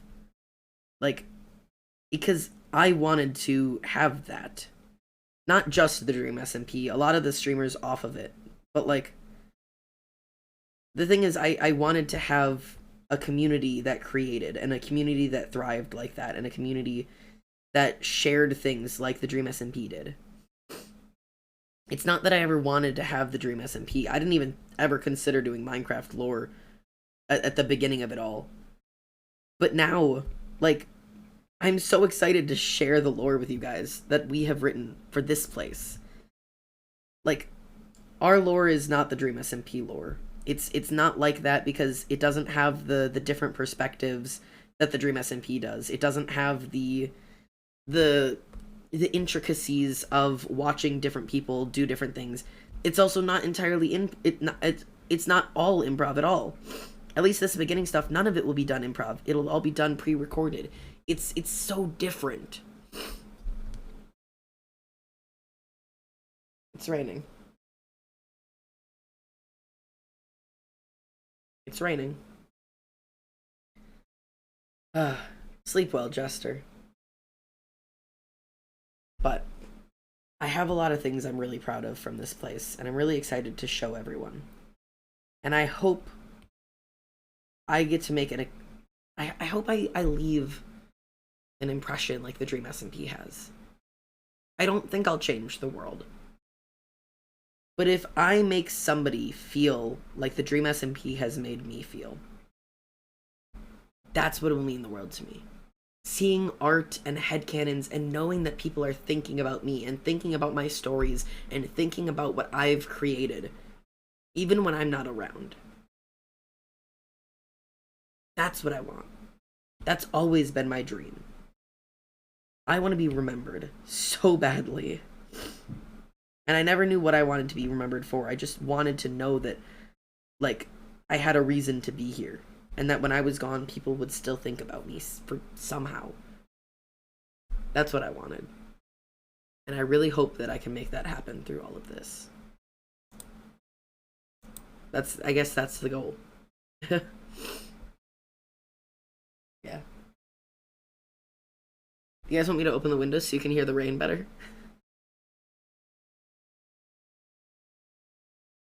Yeah. No, reading your I check the Almost Standard lore discussion every time there's a new chat in it. Yeah, I'll open up the window real quick.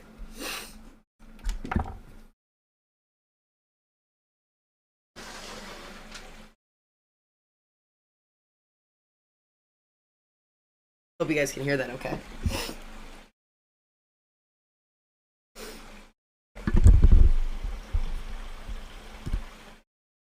Yeah, you guys should be able to hear that just fine.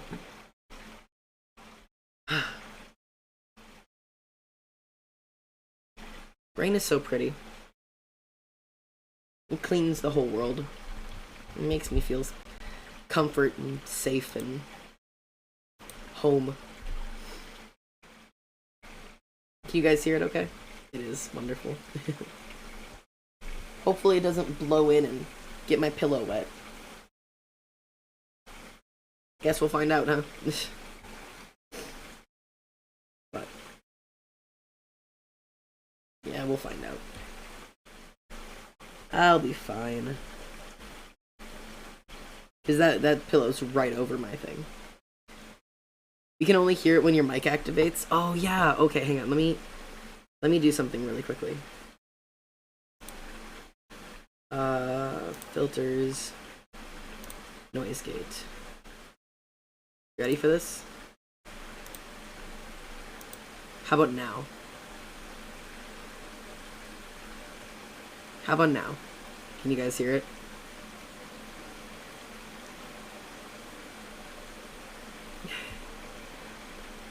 Do you guys like that better? Is it easier to hear?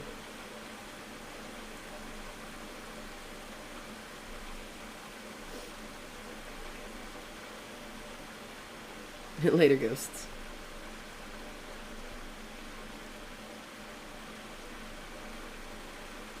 I love it. Alright, we'll leave the noise gate off so you guys can just listen to the rain today. I normally have a noise gate on so that you guys don't hear my computer, but I feel very sentimental now. Yeah, me too. I'm all kind of like in my emotions now, because like, I don't know, man. I feel like so much of my life has changed so recently. Like, so many things have ended and subsequently started. Like, my college experience is over. I'm done with college. Like, I'll never get that time back or that experience back or those moments back. Like, it's gone. And that's okay. But it just means that there's a lot of things going forward that I want to experience. That, like, I want to keep making memories, and I keep feeling lost now that, like, I don't have to wake up and do school. I don't have assignments waiting on me. I feel like everything is so unstructured that I keep feeling like I don't know where to go next. And I keep having to remind myself that, like, I'm working towards something. I just have to actually work towards it. Like, I have to put in the time to make this place with you guys work. Like, I can't get complacent in just, like, I want to try streaming every day, but just that's not enough. I have so much more I have to do for you guys. We've started working on, like, planning out to record the lore, which is a whole nother thing in and of itself. Like, the fact that I even get to do something like that is so cool. So, like, I want to make it the best I can for you guys. I've never done anything like this before, so I don't exactly know how to do this. So, be patient with me as I try to create something that's worthy of telling this story. You guys would not believe how insane this story is. We don't have a name for it yet. Whatever the name of it is, there's a lot that's going to be happening, and it's a beautiful story. That looks amazing, thank you. But I'm glad this is turning out well. There's a lot I still need to work on, but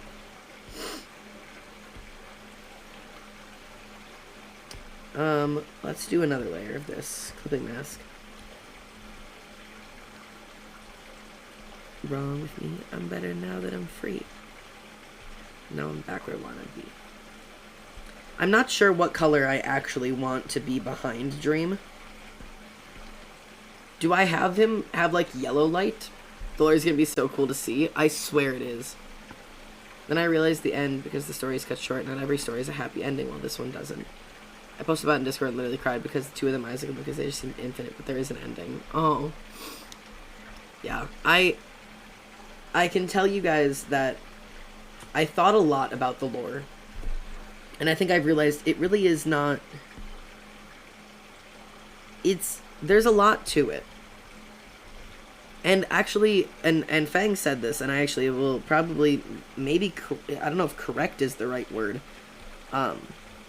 This is not an almost SMP.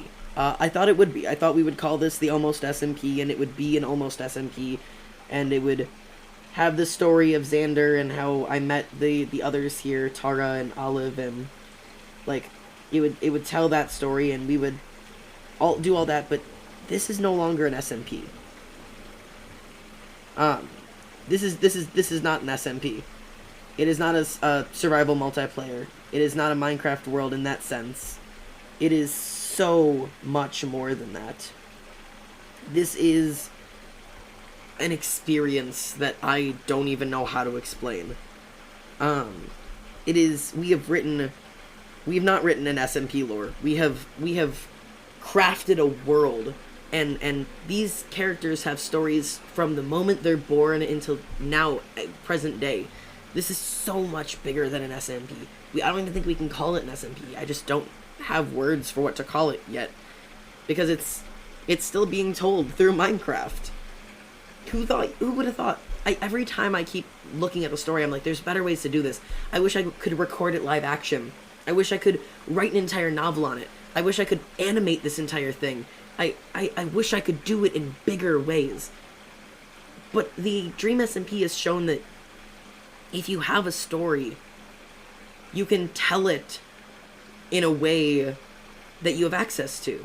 Something as little as Minecraft roleplay could be how you tell an entire story. And you don't have to be a good animator or a film producer or any of that. You don't have to have access to that, because if you have a story, you can tell it through any means, and that's what's amazing. Like, that's what's cool. Me and my friends have been writing some simple things for an SMP we want to do, and we're mentally available to, like, just quotes and some town and monuments. That's awesome. The Almost Universe. We could. I don't think we'll call it that, though, because it's not about me. It's gone so much past that, because it's not just Xander. Because as much as the Dream SMP is not just about Dream, this story is not just about Xander. It follows all three of us. So, I'm not sure what we'll call it yet, but I'm sure we'll figure something out. All I know is that I can't wait to show it to you guys. And let you guys experience it for yourself what we've created, because let me tell you, there is so much more than I thought there would be.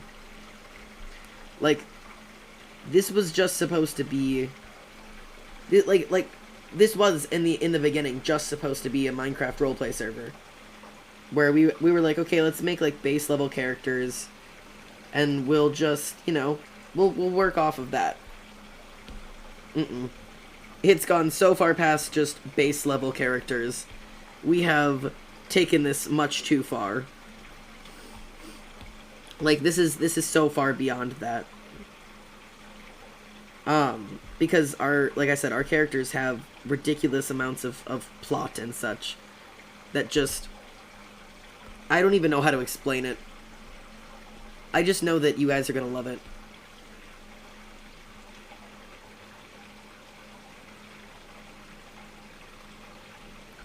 You guys,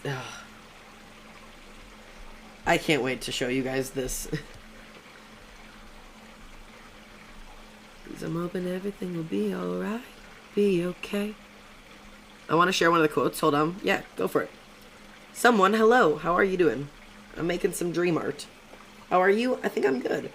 I'm talking about, I guess, like, writing and stuff.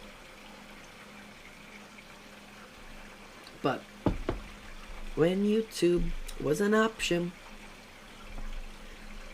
skipping ads and reading comments, when the hell did advertisements become so good? They're like narcotics. Alright. See, now I can do the thing I wanted to do. I wanted to do, like, highlights on his skin, but I wasn't exactly sure how, like, what color I should be making them, because I didn't do that part yet. So yeah, this stuff. Or if they hate me, just hooking up and getting wasted without me. But yeah, I have so much I can't wait to show you guys about this world. And I am gonna get really annoying with it. I promise you, I understand that I'm talking about it too much. But there's, hey, Foxface Lily, thank you so much for the follow. Welcome home. I'm really glad you found your way here. I'm honored to have you. There's just so many things that are going to be really exciting to talk about. Yes, Ali, best song. I don't know what the context for this is yet, but here it is. To every hero, there's a villain. If you're the hero, what does that make me? That's a beautiful quote, first of all. Brilliant quote. I very much like that one. Yeah, we have some little, like, I guess I'm going to call it the almost SMP for now until I have a different word for it. But yeah, we have some almost quotes that are impactful that I think you guys will really like. There are so many little things that, like, I'm really excited to show you guys, specifically in, like, the way that we build these characters, because if there's one thing that I wanted to take from the Dream SMP, and from a lot of other writing, is that I wanted our characters to be painfully human. Hello, non-binary, omnisexual, please call me Lily. Will do, Lily. Yes, the little details they'll tie in. We have some banger quotes, straight up, yeah. Like, the thing is about our characters is they are painfully, honestly, genuinely human. Like, in the way that, like, they're not good.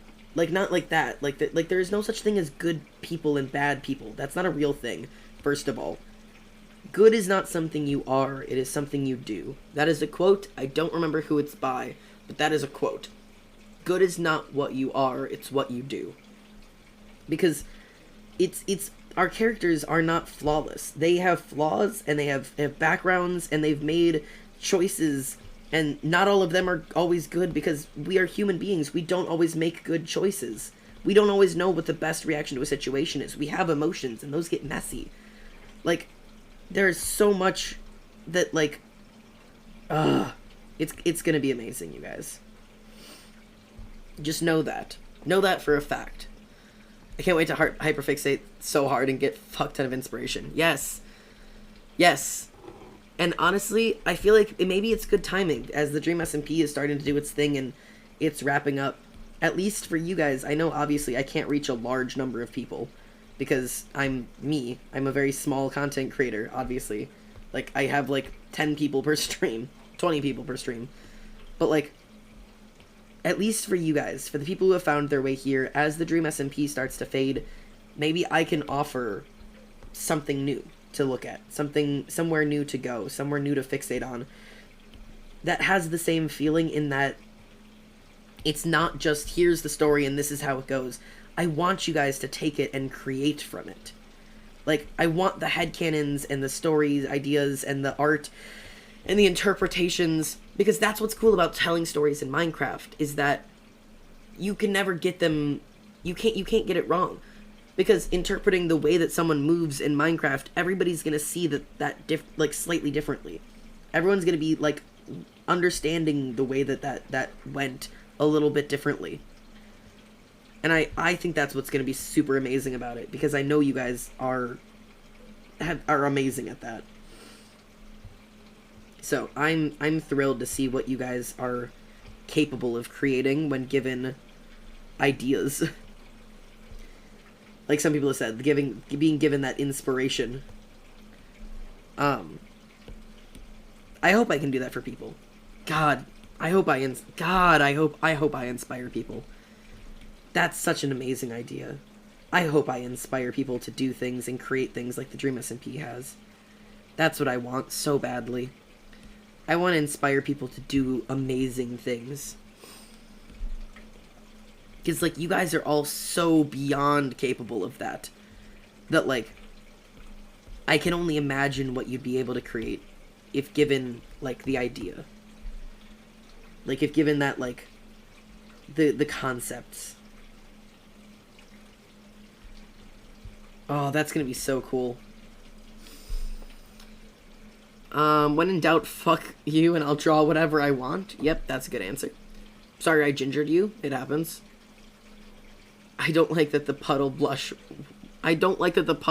when I suck them. That is a me quote. That is me. I feel like I'm being added over here. But yeah, I'm so hype. Again, I know I had other things I wanted to talk about, and now I'm very distracted by just talking about not the Dream SMP, the almost SMP again. But just know that I'm trying to make it everything I know it can be, because I want you guys to get the best story you can.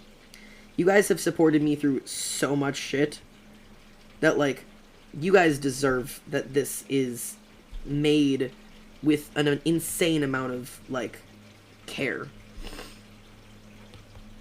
So I'm not just gonna do this like half-assed. This is gonna be a full production. We have several people of, like, us working on it. So it'll be hopefully everything I'm hyping it up to be. And I know I'm probably stressing the fuck out of all the people who are working on it by hyping it up this much, but my god, it's gonna be good. Hello, Nisa Gamer. Welcome in. How are you doing? I hope you were doing well. Still out here making that fucking dream art. Honestly, guys, okay, I want to talk a little bit about, like literary fixations, because that's what I've been hyperfixated on. And I called this stream Hyperfixation Corner because, man, I have so many things I'm hyperfixating on right now, and there's so many cool things in the world to talk about. And And one of those things is, so my friends write books, and so do I. And literary analysis is like one of my favorite things to do. Like I love, like looking at the little intricacies of books and like understanding how they're written, to like get things to be understood in certain ways, which is what like literary analysis is all about. Like I did a lot of it in college, but like literary analysis is entirely focused on like how does the way you write something convey something about the story. Like if you write a character a certain way, or you write a little detail into it, how does that change the story into something different, as opposed to if you didn't write it that way. Like it's, people don't think about, or I guess not everybody thinks about, like the little tiny details that change the way a story is construed. Like every change you make to a book completely alters it.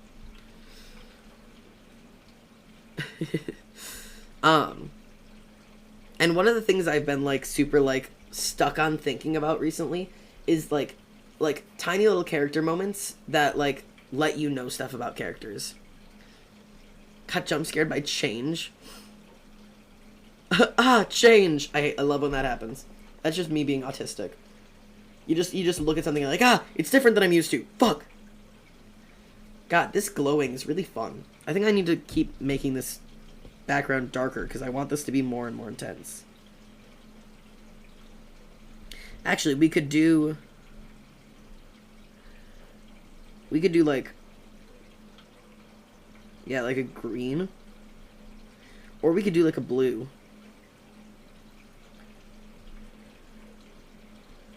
I think the blue is actually probably the go. I think the blue is the vibe. And we'll definitely do like the vignette that we normally do. I hope my Wi-Fi's homophobic. I'm sorry. Oh, this is really cool. Fuck. Sorry. Yeah, no. But one of the like I was reading my friend's story, and hopefully they're okay with the fact that I'm gonna bring it up real quick. Because that's why I was up so late last night, is because I was reading their book. And there was like a moment that my friend was like spooked about, because I was reading one of her character's interactions, and her character like got like somewhat insulted, and her character turned to face the other person like fully. Like she specifically said like she turned to face her fully. Like it wasn't just one of those where like what? Like she what? Like fully turned to face her. And I immediately I asked my friend, I was like, hey, does this character fight? And like my friend Emily, the stream royalty, Emily was like, yeah, she used to. Why? And I was like, because that's how you wrote her. Like, because it wasn't the fact that the character had just like turned to be like, what did you say? It was that she turned fully. She had fully turned her body to face it. And I was so good, because it gave you such a specific feel about the character. Because the character, Nevaeh, is very... She's small. She's small in stature. She's short, okay? Like, she's little. And so, like, by writing that little detail in there, that she turned to fully face somebody that she had been insulted by, like, gives you the immediate impression that she's used to having to make herself appear bigger than she is. And that's why when you turn to face somebody with your full body, like, it was one of those things that it immediately makes you bigger than you are. And like that's how you can tell that like somebody is used to being in that position of vulnerability and having to make herself feel or seem bigger to her opponent. And it was just such a cool little detail. Like and a lot of writers do it unknowingly. Like a lot of writers are able to just convey those things naturally, and I think that's fucking brilliant, because not everybody can do that. So I just wanted to gush about that for a second, because like the ability to like naturally integrate those things that you learn about the character just through the way that the character moves through their space is fucking so cool. So thought I'd gush about that for a second. And like I love those little things that like writers get to put into their writing. It's just so much fun. I don't know. That's why I love reading other people's writing, because I get to like learn about things in such a more detailed way that like you would never get to learn about just by being like, yeah, she like if I'd just been told like, yeah, Nevaeh used to fight, Like, it's so good.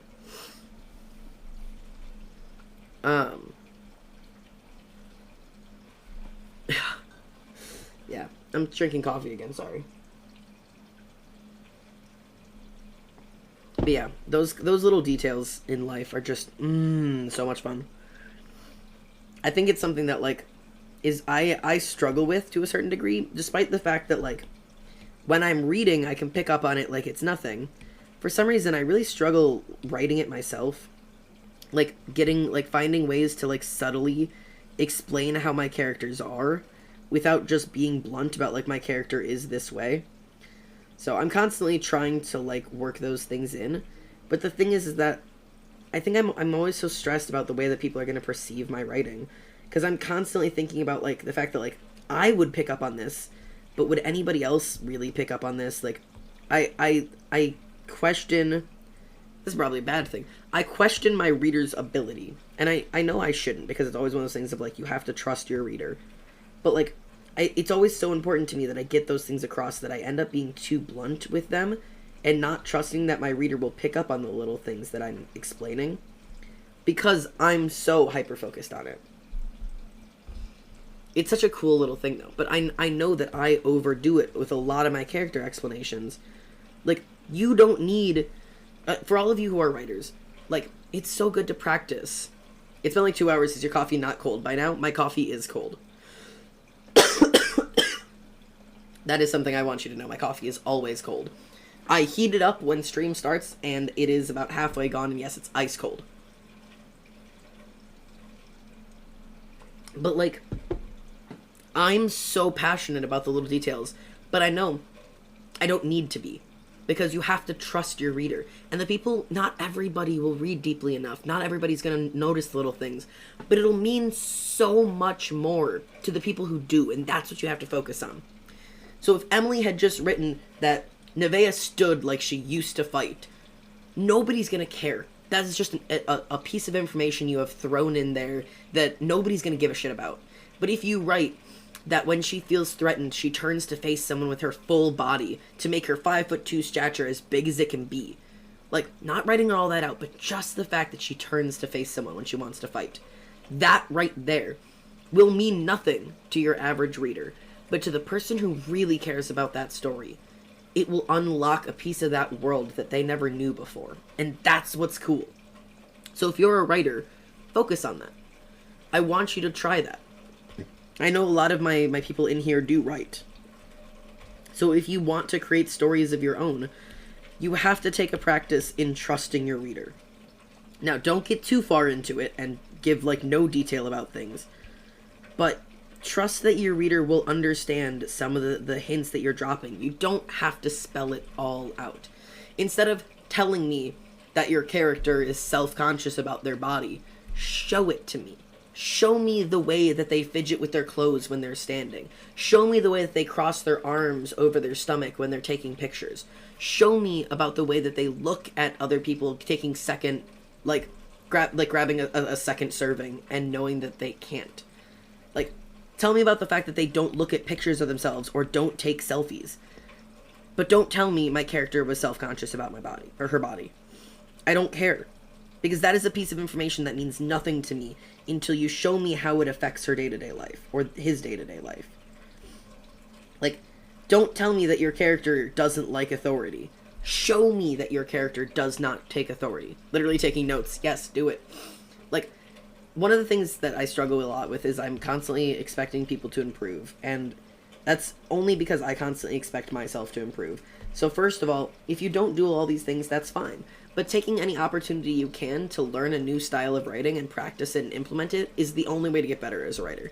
There are two things you have to do to get better as a writer. Try new things and learn from people, and write. Write. You can try new things and learn and take as many notes as you want. If you're not writing, you're not improving. But you can also just write constantly, all day, every day, for 100 times a day. But if you're not trying new things, learning new skills, and learning like how to improve your writing, you're just writing the same thing over and over and over and over and over again. It doesn't matter. There has to be a balance. Oh god, you've been given an ad. I'm so sorry. Sorry, Nisa.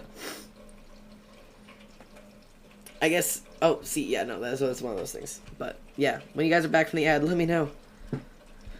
I'll take a breath for a second. But yeah, like it's something that really needs to be practiced for a lot of writers, I think. But the problem is, like, I think a lot of people struggle with it because they take that show not tell thing too far. And that's where people start getting, like, they've kind of gone off the deep end. Because a lot of writers will take that show not tell to such a deficit, like, extreme.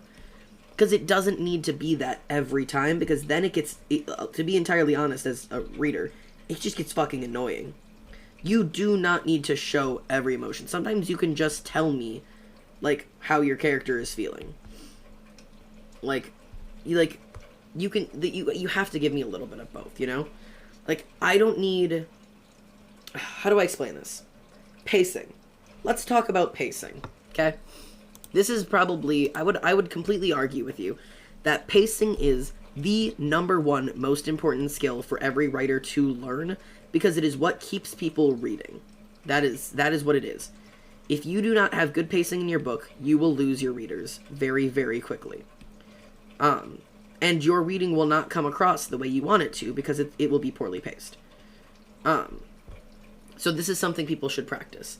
The rule of thumb is, the more descriptive your writing is, the longer that moment feels in time. The more quick-paced and less descriptive your writing is, the faster-paced and more rapid that moment in time feels. And this is something you can absolutely practice. Practice writing a very rapid scene with very quick, very jarring description, and practice writing a very serene, slow moment in time with very long, drawn-out feelings, right? For example, if you were trying to tell me about your character taking, like, a walk in the morning, right? I want that very drawn-out description. I want you to tell me about how the birds sound in the trees. I want you to tell me about how the sounds around them, the way that the earth feels beneath them. I want you to tell me about the way that everything is. Everything around them. Give me all of the details. And do it in very long descriptors. Give me those really, really long, detailed moment descriptions of, like the sun and the clouds and the temperature and the beauty and, like, all of that. I want all of that because you want to pull that out. You want to stretch out that pacing. The more detail you give me, the more I know that your character is in this moment entirely focused on this. Think about it yourself. If you go on a walk in the morning, right? If you're going a walk, it's before the sunrise and you're walking around, tell me the things that your character are noticing the way you would be experiencing it. If you don't know, wake up before the sun and go take a walk and see what you feel. Like the smells, the sounds, the being alone in the isolation as you're walking for the first time, the quietness of the streets or of the woods or anything. That's what you want. That's what you need, right? Now, if you're in a fight scene, okay, don't do that, okay? Because every time you give me those long, detailed descriptions, you are giving me a moment that your character is pausing to focus on these things, right? So if you give me a moment where your character gets, let's say, punched in the face because they're in the middle of a fight, do not give me several sentences describing that. Of, like, I felt the knuckles connect with my skin and my face snapped to the side, my jaw rattled, and I could feel the pressure in my bones as I felt it connect. I stumbled to the side and raised my hand to my cheek, like, feeling where the bruises were blossoming under my skin. You are giving me so much detail. Beautifully written, but that moment is so long now that, like, I really imagine that your character just got punched and now is just, like, stood there feeling what it like to get punched. If that's what it is, fine. But you need to give me then that, like, I was distracted from the fight, you know? Like, it's one of those things that, like, you need to like, if your character is taking all that time to think about how much it hurt to get punched in the face, like, they're distracted from the fight, they're probably gonna get punched again. Otherwise, like, you can give me all that later, not in the middle of the fight. Give me the fact that, like, I felt the fist connect with my face. Before I had time to even register the pain, I was back in it. Like, give me that. Move on with it. You are not thinking about how much it hurts to get punched in the face when you were in the middle of the fight. Move on. Like, that kind of pacing is important. If your character is waiting in line, give me lines about how bored they are. If your character is running from the law, don't give me lines about how the sun felt, or how the wind smelt, or how the trees looked, because they're sprinting. Your character sprinting is not paying attention to the way the trees look. That's what's important. Xander, you've inspired me to get back into drawing again. I've said this before and I'll say it again. You came in at a time where I really needed someone and something to give me a purpose. Everything is muddy, gross, and falling apart, and I'm in a better place because he inspired me to try. I'd never played to the RA position without the confidence he gave me, and never thought about streaming if you didn't see how much fun you have with it. Good! Yes! Change your life for the better. Keep trying things that scare you. It's good for you. It's good for you. It's healthy. But yeah, I for those of you who are writers, I'm challenging you today to a piece of homework, which obviously is not required, and do not feel bad if you don't do it. I'll post it in the Discord later too. Here's your piece of homework. I want you to write me 2 scenes. A scene with very fast pacing and a scene with very slow pacing. Okay? That's your goal. Give me 2 scenes. I just finished my writing homework. No. And again, you don't actually have to do this. This is like if you're like one of those people who like, I love writing, but I don't know how to get better. This is me giving you a little bit of a challenge to see like what can you do if you try, right? So give me like a scene. It doesn't matter what kind of scene. If you need more details, I'll figure something out. I'll post something in the Discord. But yeah, give me a scene where your character is going full pace. Actually, you know what? I know exactly what we're going to do. We're going to do the most classic scene in the world, okay? Because you're going to be able to tell how you can change it very distinctly.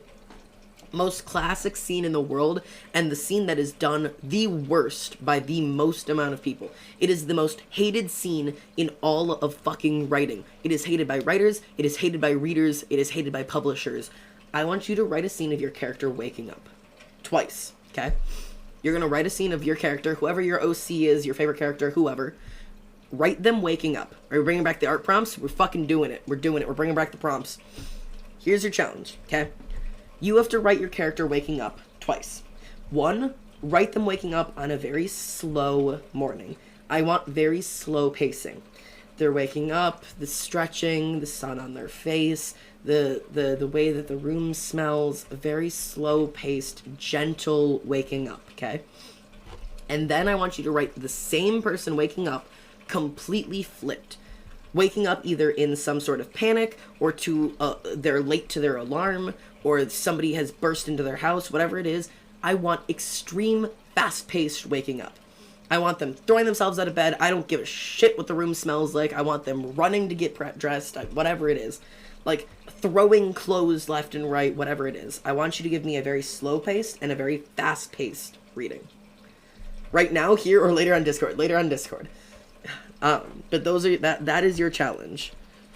I will open up a channel for it as soon as I'm done streaming. I will open up a channel that I want you to put it in.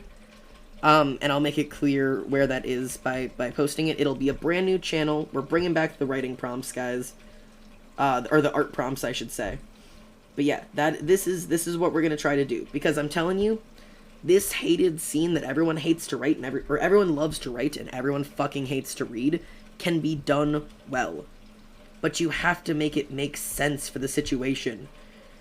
Like, and also think about what your reader actually needs to know, which is a really important thing that people forget a lot. Okay? Fuck, I'm Discordless. Oh yeah, there you go, attack Crystal. Yes, we're bringing back the art prompts, motherfuckers. Think about what your reader needs to know, right? If your character is just waking up to go to school because you're trying, first off, let me make a couple things clear. If you're just writing for fun because you want to write about your character waking up and going to school, do that and enjoy that for you. If you're trying to write a published book with a plot, hear me out, okay? If I don't need to know it, stop writing it. Do not start your book with your character's alarm going off, waking up and going to school and coming home, and not give me any reason to read about it. I don't care. Your reader doesn't care. Your publisher doesn't care. Okay? There is only 2 reasons you could possibly do that. One is to disrupt their normal, showing what their normal is like and then disrupting it in the middle of it. Or 2 is to give us an idea of what your character's experience is like. But if you're even when you're trying to do either of those, do not start your book with 4 paragraphs of your character waking up and rolling over and turning off their alarm and looking at themselves in the mirror and giving themselves a full description. No, no, no, no. When have you ever woken up, looked in the mirror and went, ah, yes, I looked at myself in my black Wilbur Soot t-shirt and my split-dyed hair, slightly puffy from the shower I'd taken the last night. I observed the acne on my forehead and the way that my bridge piercing shone in the light. I admired the color of my tattoos, no longer faded from the summer tan, and the hair that had begun to grow on my legs from not shaving. You don't do that. No normal person does that. No one Avi! Avi, I'm sorry. I'm screaming about writing. Hi, Avi. Nice to see you. Thank you so much for the raid. That's so sweet of you. Thank you, love. I'm yelling at people about writing. I'm so sorry. I've got so many thoughts in my head right now. How was your stream? I hope it went well. If you're tired, please go get yourself some rest. Make sure to get some water in you and stretch. You just did a lot of work. Streaming is work. But yes. Yes, everybody, say, Hog Raiders. Welcome in, Raiders. If you don't know me, hi, my name is Almost Xander. I do a lot of DreamSMP art, and I talk a lot about DreamSMP and writing and political topics sometimes, and the education system. I'm a graduated educator, so I'm a teacher. All of those things. But feel free to follow if you like the vibes around here. And everybody in my chat, please make sure you click on the link that was sent by Ollie. Make sure you please go click that link and make sure you are following Avi. She's amazing.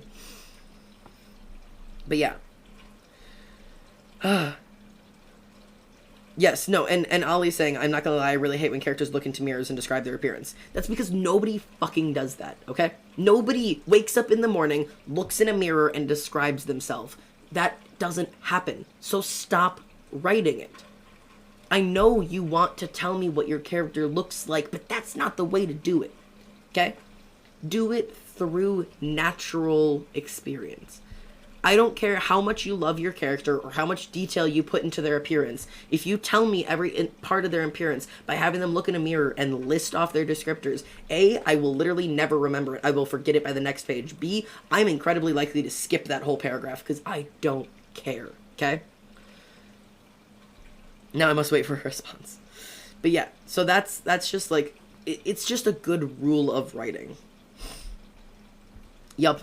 Character descriptions and most story details should be naturally integrated and not just dumped on the first page.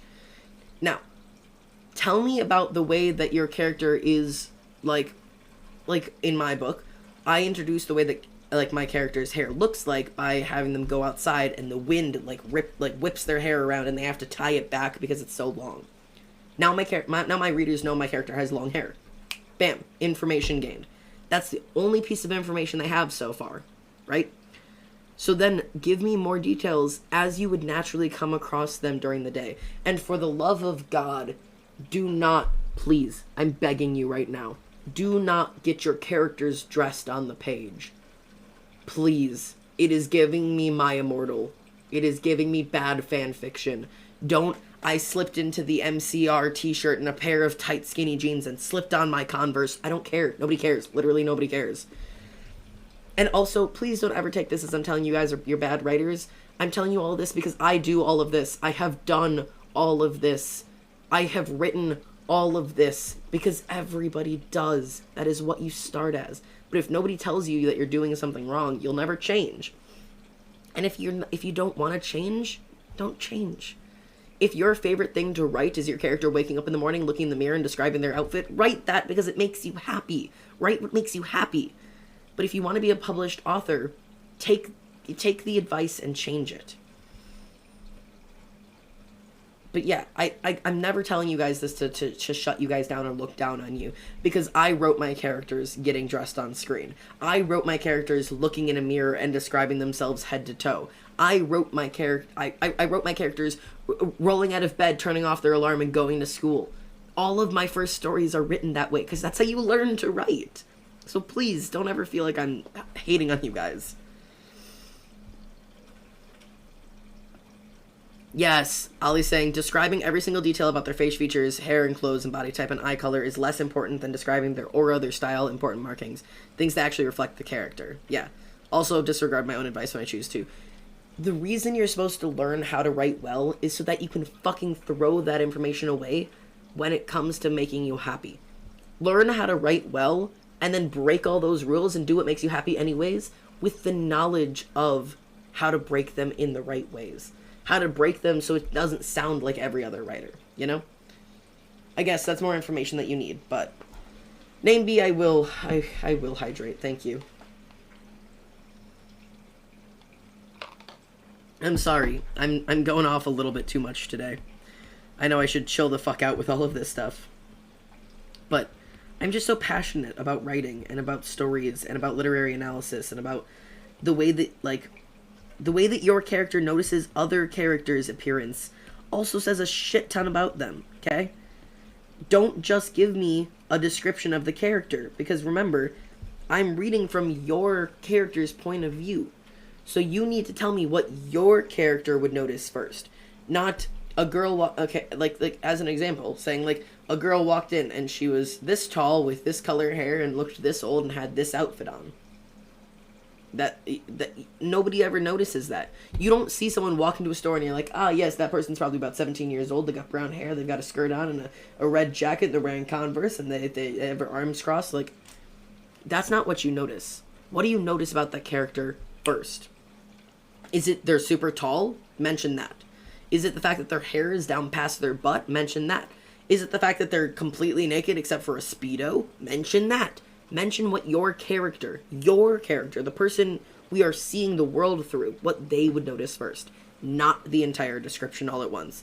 Because that is just the same as looking in a mirror and describing it head to toe, because nobody does that. You don't, that is not how people interact with each other. That's not natural, right? I honestly hate the thing where characters immediately notice someone's eye color. Yes! But I wrote that approximately twice. Nobody does that. No, the Speedo isn't mentioned until 3 paragraphs later. Really jarring, yeah.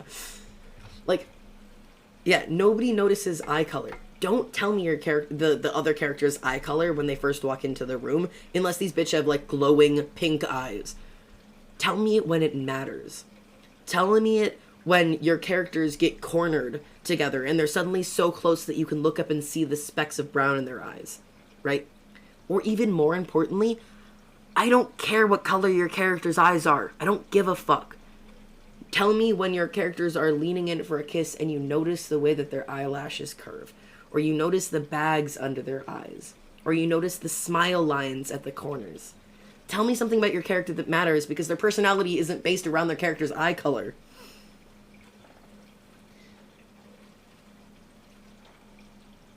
Yes, I know, exactly. You can't see the fucking eye color unless you are face to face with that person. So, like, please, just keep that kind of stuff in mind. Like, it's important. This is the piece of information I will tell you that, out of all of this, that will just lock it in fact.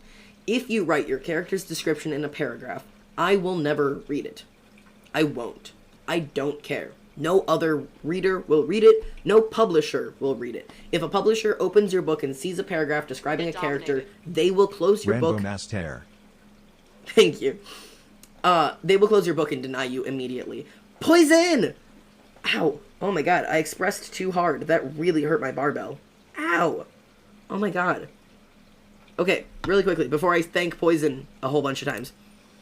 Look at my barbell, right? This. See how it moves? It really hurts when I do that. I have to learn to express gently. Also, Poison, thank you so much for the resubscription. That is fucking awesome of you. That is super, super kind. What are you at? Oh my god, 5 months. You are fucking... That is awesome. Thank you so much. That is super, super sweet of you. Thank you a million times. And I'm really glad that you're here. Yeah, I have to express gently. I'm a reader who likes physical description of characters, but there are good and bad ways to do it. Exactly. SimXDX, thank you so much for the follow. Welcome home. I'm really glad you found your way here. I'm in Spain without the A. Oh no, you're in spin. You're in the spin cycle. God, this drawing is really fun so far. I'm having so much fun with this. What are you guys thinking about this one? Is it turning out okay? Because the next part is the hardest part. Nice, Sam. I have to do the shading on the wings now, which is going to be the really, really hard part. But I think the rest of this is starting to look really good. It's amazing. Thank you. I think I'm genuinely quite happy with the way this has turned out so far. God. Love it. Thanks, Soul. Yeah. All that's left now is shading the wings. Do we keep going tonight? Do we wrap for the night, or do we keep going? I think I'm down to keep going. If you guys are down to still hang out and stream, I'm down to keep going. I'm drawing on a drawing tablet for the first time. That's awesome. Totally be kind on yourself. I have noticed, especially with me and with a lot of other people I know, learning to draw on a drawing tablet is like completely learning to draw for the first time again. It's like learning baby steps from the very, very beginning. So it's like you're relearning how to walk. So don't be hard on yourself if your drawings aren't turning out the way you want them to. Drawing on paper and drawing on tablet takes a really long time. Keep going? Alright, we'll keep going. Zanzan, how long should our writing practice be? However long you feel it needs to be. You don't need to go into the rest of your character's day. The goal is the character waking up and getting ready. And you can go as far as getting them out the door and then cut yourself off. But that can be, if it's your rushed scene, it could be a couple sentences, could be a couple paragraphs. Whatever feels correct to you. Yeah, I'll keep streaming.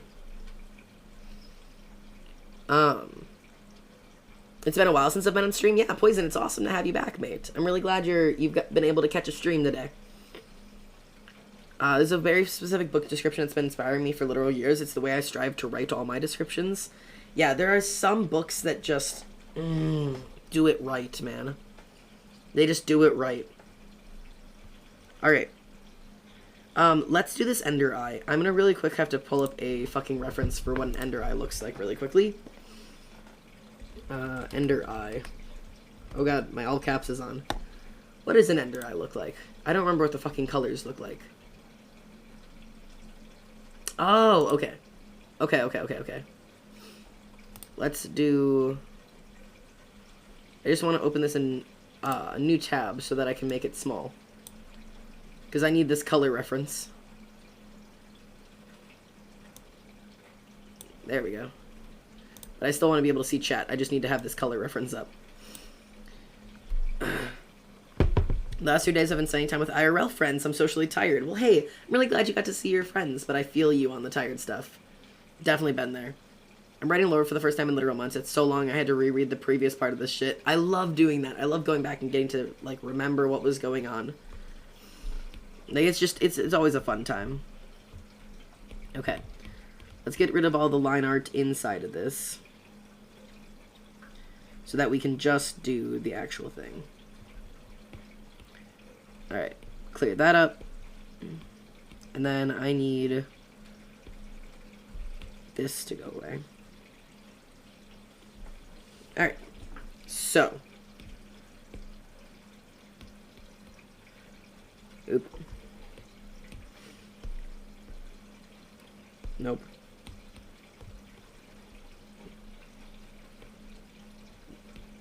Oh, I need this. Okay.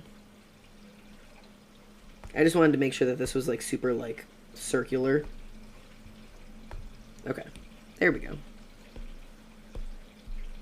Xander question, what's your opinion on Wilbur's lore as of late? Actually, I just went over all of it earlier in the stream. You missed it.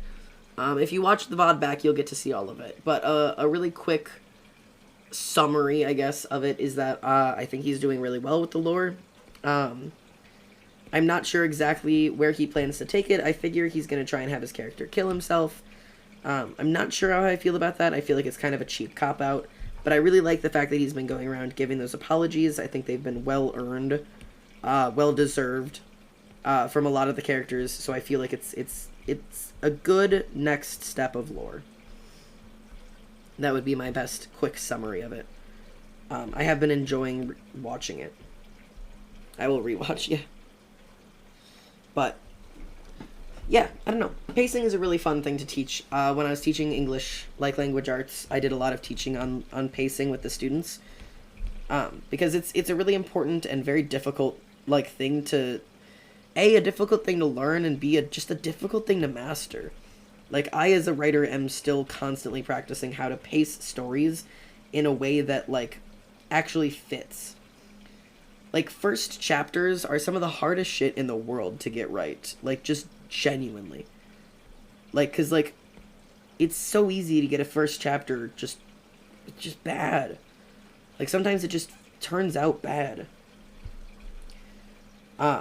Because it's so hard to tell, what do the readers want to know right away? And to be honest, you'll never make everyone happy all at once. Somebody's always going to say, I want more action. Somebody's going to have wanted more detail. Somebody's going to have wanted more description. Somebody's going to have wanted more whatever. There will always be somebody who's unhappy with your writing. Just keep that in mind, because it's difficult to constantly be trying to strive to make everybody like your writing. It's just not going to happen, you know? So keep that reminder to yourself that, everybody's going to have their opinion, and everyone's entitled to having it, but not everybody's going to be yeah, this is a good book. So, just be gentle with yourself. I guess that is the summary of that. I've been hanging out on VR chat as of recently. That's super cool. I think one of the things I struggle with a lot is that I struggle to know, honestly, I do struggle with pacing. And I struggle to know, how to get an idea across without making it, painfully, obvious that I'm trying to get that idea across, if that makes sense. Trying to, share a way a character is feeling without, being my character feels this way. And I know I'm still working on it, but it's just definitely a struggle. So if you're oh god, Xander knows so much and is so good at this thing, I'm not. I do as much work on it myself as you'll probably be doing for yourself. So just know that even your the people who give you advice are not infallible. We're all always learning. That's kind of the point of it. You're never going to be perfect. But it's always about improving it. So, I hope some of the advice I give you guys feels helpful at the very least. I feel sometimes I just kind of yell advice out at people and be try this thing and do this thing, and if you don't do it that way, try it this way, and if you don't like that, then do this thing, and I feel I just kind of give a lot of advice and maybe need to slow down the way I give advice. But I just I know that, especially, for you guys, I see a lot of your guys' headcanons and ideas, and I know you guys have, an insane amount of potential, to be, insanely good writers. And, I guess the sad fact is that there are a lot of education systems that are just not gonna give you the opportunity to learn what you need to learn to really reach that potential. A lot of the writing tips I learned, I never learned in school. I learned either in college level stuff, or I learned from going to writing seminars and writing stuff, panels. So I guess as somebody who has the ability to actually teach, I want to teach. And one of the things I've always wanted to teach is writing. I want to teach a creative writing class. So I'd love to be able to hold a class where I teach you guys creative writing techniques and have those practice and be a creative writing instructor in a certain degree. That would just be so cool.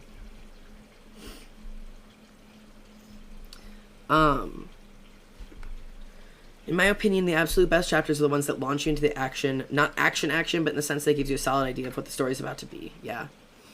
I don't really like long, drawn-out first chapters that dump endless descriptions in you, but I also don't like first chapters that throw you directly into the plot and you have no idea what's going on. Yeah. As someone what's your favorite Lovejoy song? I think it's It's All Futile, It's All Pointless would probably be my favorite one. Or, what is it called? Not Your Sister Was Right. That one's really good. Fuck, what is it called? It's the one I was learning to play. If I think of it, I'll tell you.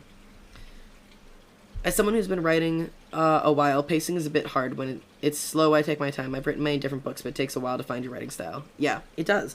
And oftentimes your writing style will change, which is totally fine. That's normal. I'm actually gonna do this really quickly.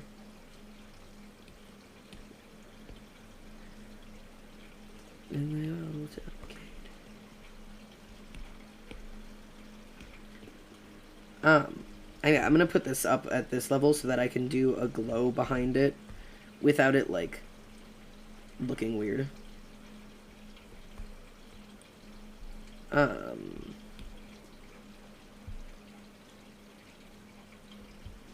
There we go. I'm Frack. I forgot I was hungry, so I made food. Manga's Mind says this is the part when I shut up. I love that.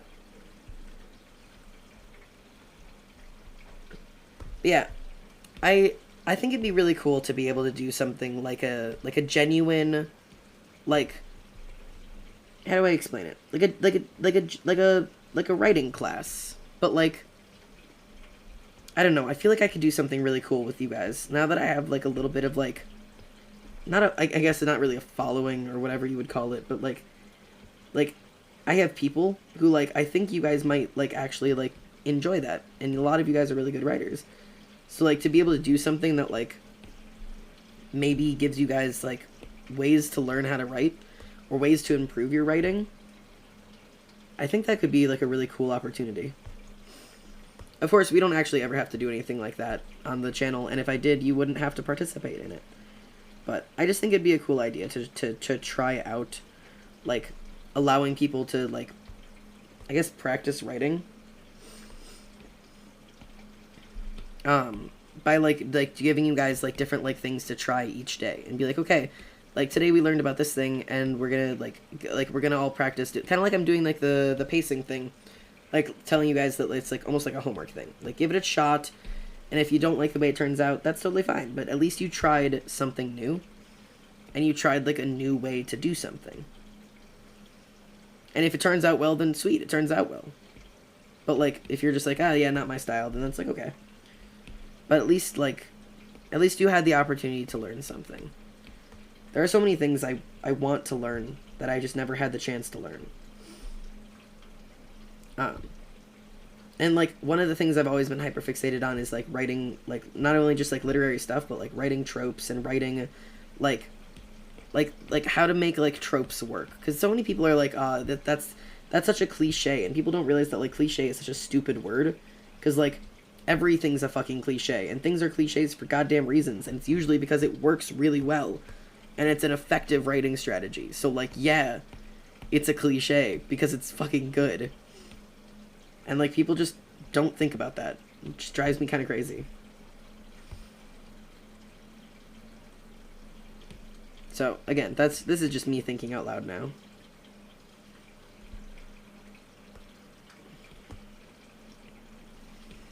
I think we'll do an overlay for this, actually. No, we won't. Actually, maybe we will. I just need to make it more...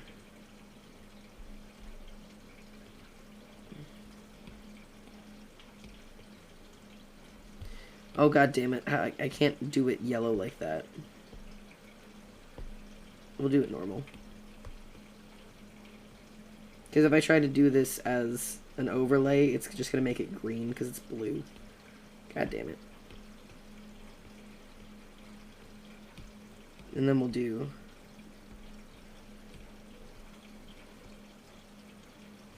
like this. Alright, what do we think? What do you guys think of the Ender Eye?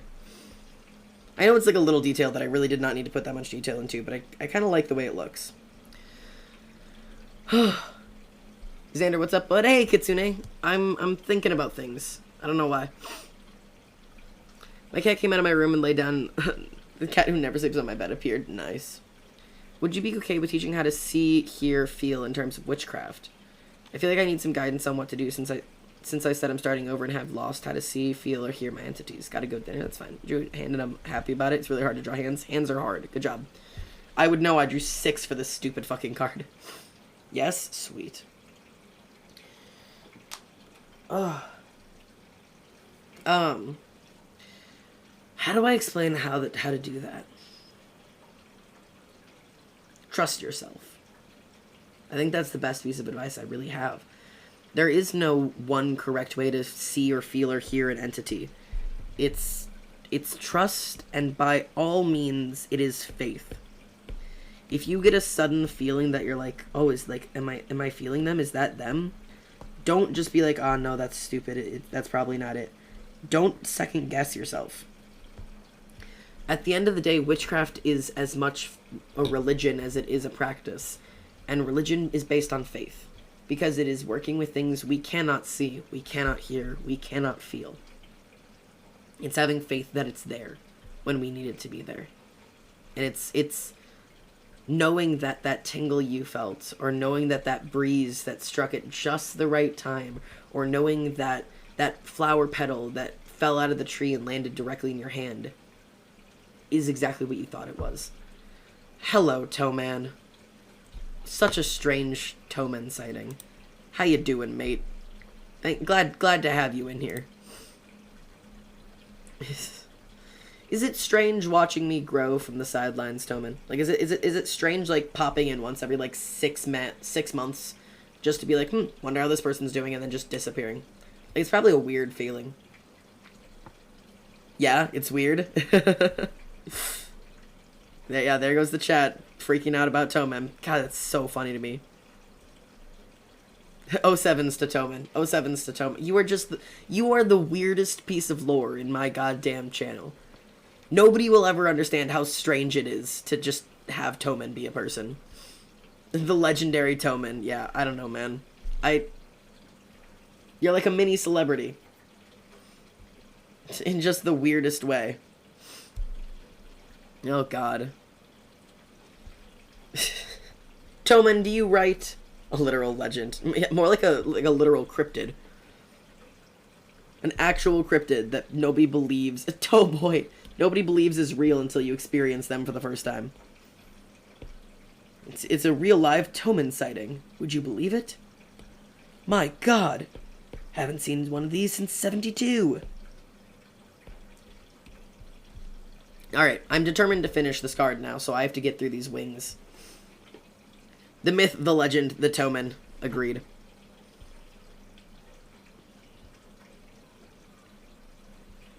Towman, cryptid toe. Oh, God. But yeah.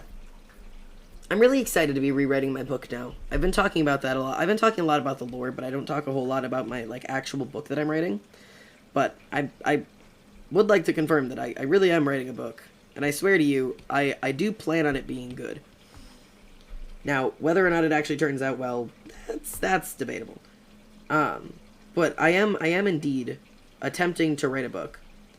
And I have put a fuck ton of work into this thing. And I wrote the entire first draft of it. And I started a second draft. And I got maybe, I think it was like 6,000 to 8,000 words into the second draft. And then just gave up because there was no interest in it. Like, the people around me didn't seem interested. I was no longer interested in the book. Like, I got really busy with school and work and all that stuff. And, like, I just gave up on the book. But, big chat text, yeah. I remember when you really didn't ever like streaming and you thought it was uncomfortable, but now you have a face game. Yeah. Dude, streaming did make me really anxious for a really long time. Yeah, I don't know. Something about streaming, I always had, like, these, like, moments of anxiety when I was, like, started streaming. Like, it was really uncomfortable, but I definitely feel a lot more comfortable streaming now. I also do it a lot, so, like, I've kind of gotten used to it. and it doesn't give me the same anxiety that it used to, but it is still almost nerve-wracking to stream, because like it's always the same thing of like trying to like make sure that I'm being interesting in a weird way. But for the most part, I know that like my chat is super cool, so they don't bother me. I'll stay as long as I can. Hey, thanks, Toman. It's always an honor to have you in chat. The Toman sighting took me out of lurking. I love that. God, it's so funny to me. But yeah, chat, if I actually ever do finish the book, should I like share it with you guys somehow? Because I've given you guys the first chapter of it, and there are people in chat who have access to the entire thing.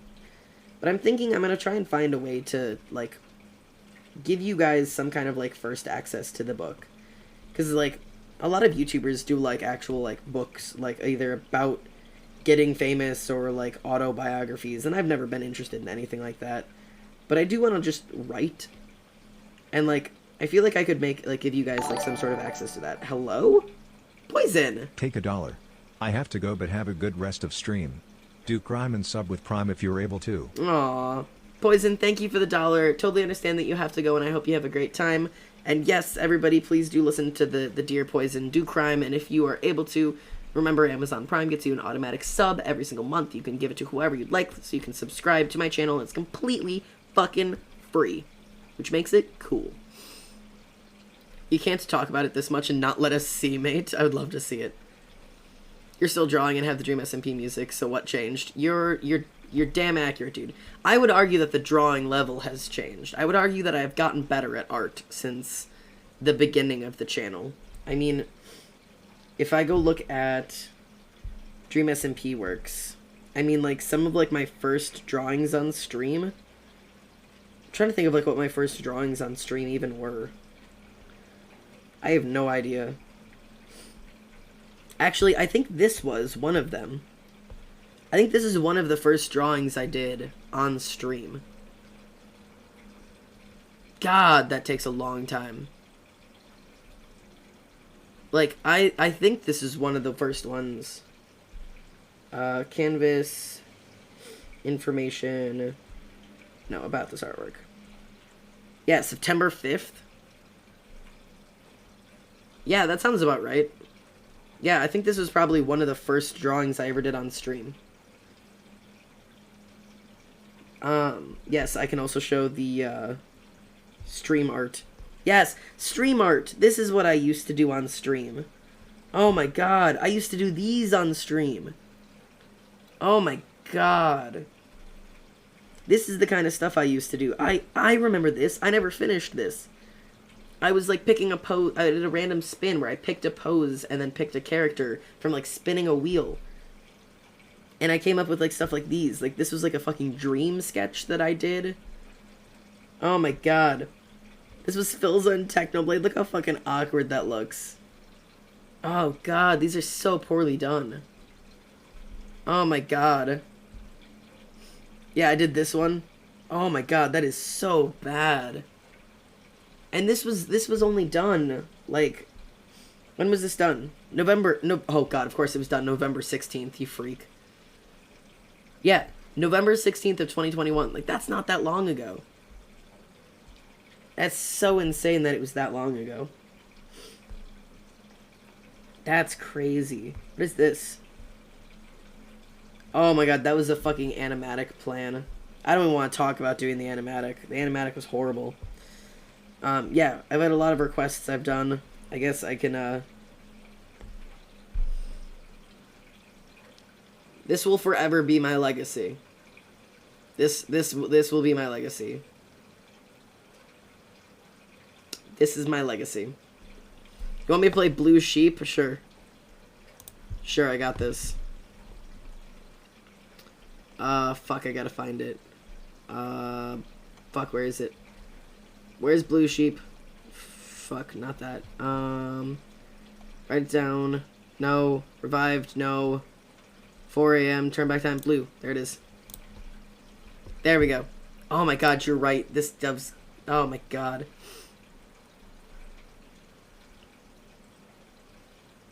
But yeah. Welcome to this is nostalgia. Like, this was my first request I ever did on stream. One of those days, render buff Dorito Dream. One of these days. One of these days. Yeah, this was like my first. This was a dream drawing. It was the first fucking request I ever did on stream. This was a fucking ghost bird drawing. The goddamn. The fucking pair doing the splits. This was one of the first drawings of the ghost bees I ever did. This is like my first concept of them. I did some eyeball drawings. Oh my god. I did Ghost Boo holding a bee. A Michael drawing. This is an old character Xander sketch with the fucking bees. This is a really old sketch. Good lord. Yeah, Dream. The fucking buff Dream. This was a sketch of Olivia. It was fucking, yeah, character Fang. This was Tubbo plus Rambu's mask and crown, which is just... God, the fucking anatomy is so bad on this. Yep, we've got character Dream T-pose, or Dream XD T-posing over character Dream. Fucking Dorito Dream for whatever reason. Ghost Burr. Here's the fucking Pine Mado for whatever fucking reason. This is my legacy on the internet. This is my legacy on the internet. It's so weird. Yeah, girl in a raincoat. This was Poison. Medieval Dream, which is just really bad. Dream is a Teletubby, which is horrifying. Xander plus cat ears plus chat. I have no idea. Yeah, a cassette. Freddy Faz abs. Dude, I don't even... This is such a weird... Freddy is God.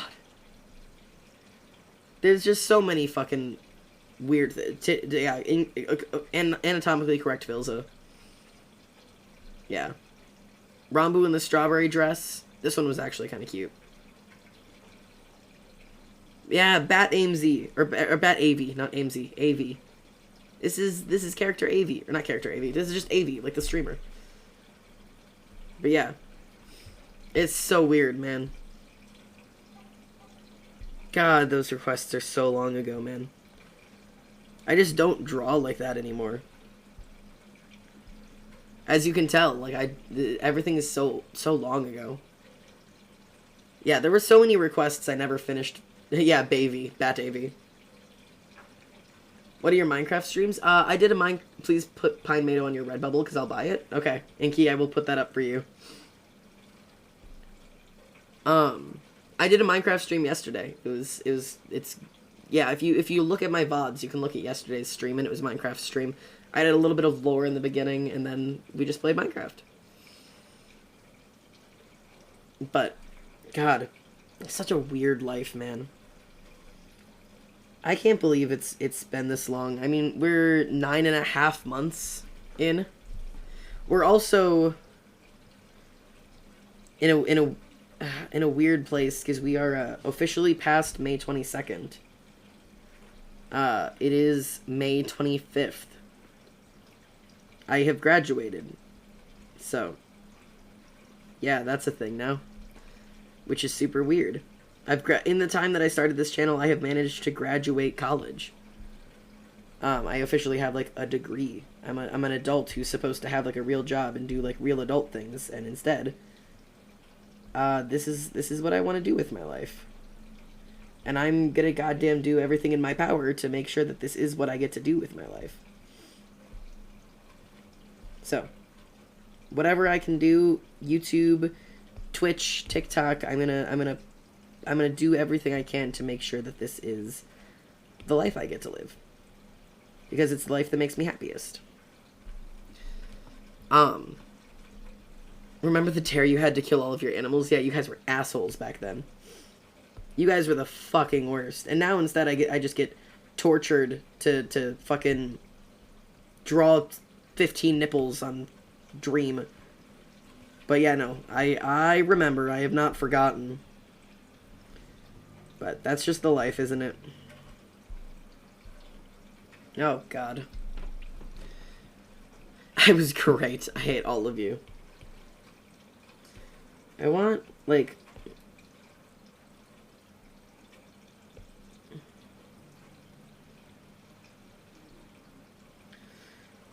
Yeah, I don't know exactly what my plan is for these wings yet. Because this isn't right. I don't like this. But then I was planning on doing, like... mask. I was planning on doing, like, the, like, highlights on the edges then. So, like, this would be, like... Like, there would be, like, that yellow tint on the edges of it. From where everything is glowing. Oh god, not the lore music. Not the lore music. Get out of here. So, like, all of this would have, like, that yellow, like, warm glow to it.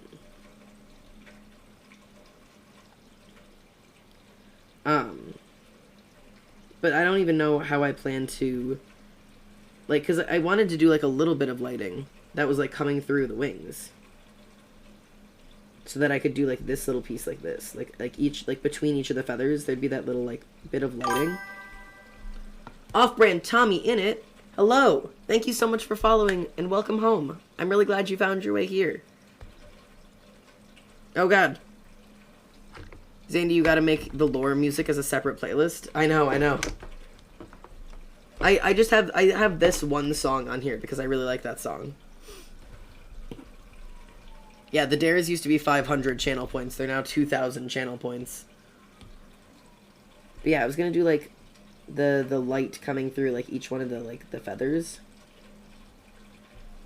But I don't even know if that really makes sense. I could do, like, the actual, like, luminescence, like, coming between each feather. But then I'd have to do, like... I could do it like this. Like this. I think I'd have to do it above this layer. Like, I think I'd have to do it like this. Like, if I made it... like this, where the light was coming through. But I don't even know if I like the way that that looks.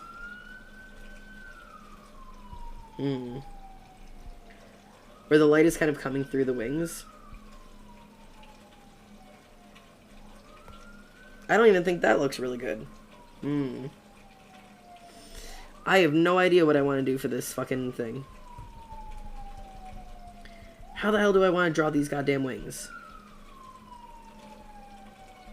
I have no idea how I want to draw these wings. I hope you will have an amazing week. Thank you. That's not Tommy in it. That's Tommy on it. Oh. Oh, yeah. Tommy. It's because of me I changed the channel points. I assume. It's a fantastic joke, Olivia. I'm making my ender farm look pretty nice. I don't know what I want to do for these wings, y'all. What do you guys think? I wanted it to look like the light is kind of coming through the wings, but I don't know how to do that really well. I could do, like, maybe I need to just make the wings darker in general. Like, if I do, like, an overlay, and kind of, like, wait, and just kind of, like, darken them in general. Oh, I forgot, because the wings are perfect white. They won't darken like that.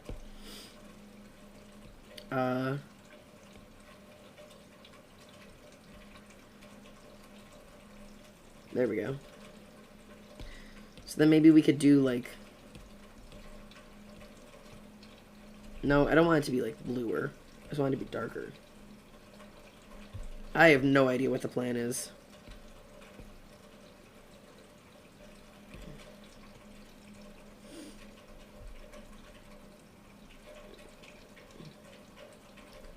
And then we can do just, like, lighter around the edges. Like that? I don't know, man. I have to go take care of myself? No, it's totally okay. Make half devil and the rest angel? I think we're just gonna go with the god look. I just wanted to know how to, like... How am I gonna make this look like it's, like, glowing? I'm gonna have to fucking experiment with this a little bit to try and figure out how I want these wings to end up looking like they're, like backlit. This might be harder than I thought it was. I do like this. I like giving the, like, I like doing this, where it's like the center of the wing is like significantly darker than the outside of the wing. Like that. And then doing like, yeah. Like the edges of this are more like that. I think that looks better rather than each individual feather. Which kind of gives it that little bit more of like a realistic like depth almost. Whereas like this would be like really dark here. Like this part would be the darkest. And then like this part would be like significantly lighter. Like that just makes sense to a certain degree. Yes, school is important. Good night, friend. Xander, can you tell me to take care of yourself? Inky, please. It's important. Because it's God, why wouldn't he say? Please. Oh, these? My boobs? My boobies? My mommy milkies? My massive fucking titties? Dream XD. Probably. I like this look for the wings so far. Like this little, like glowing yellow behind the wings situation. Ooh. I think this is good. I think this is kind of what I'll probably end up working with. And then doing it for, like, each individual, like, piece of the wing. So that it does kind of look like it's coming through. Like, doing that, just that little bit between the feathers. I think I need to make it, like, lighter, though. Like this. Wait, redo. Like this. So that there's at least somewhat of the light kind of, like, coming through. Specifically in, like, the feathers that, like, aren't the part of, like, the body of the wing. That, like, kind of hang off the body of the wing.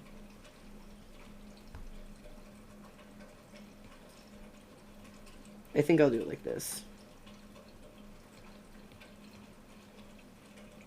Like that. What do you guys think? Are the wings cool like this? Do they need to be more glowy? I don't know. What do we think? Every time I hear an audio like that, I just think of Lady Dimitrescu. Yeah.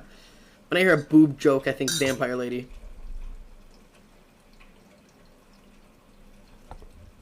Do we like the glowing wing like this? I don't know. What if I did... I was trying to think of, like, there's got to be, like, a texture I could do like this. Like, I wonder if, like,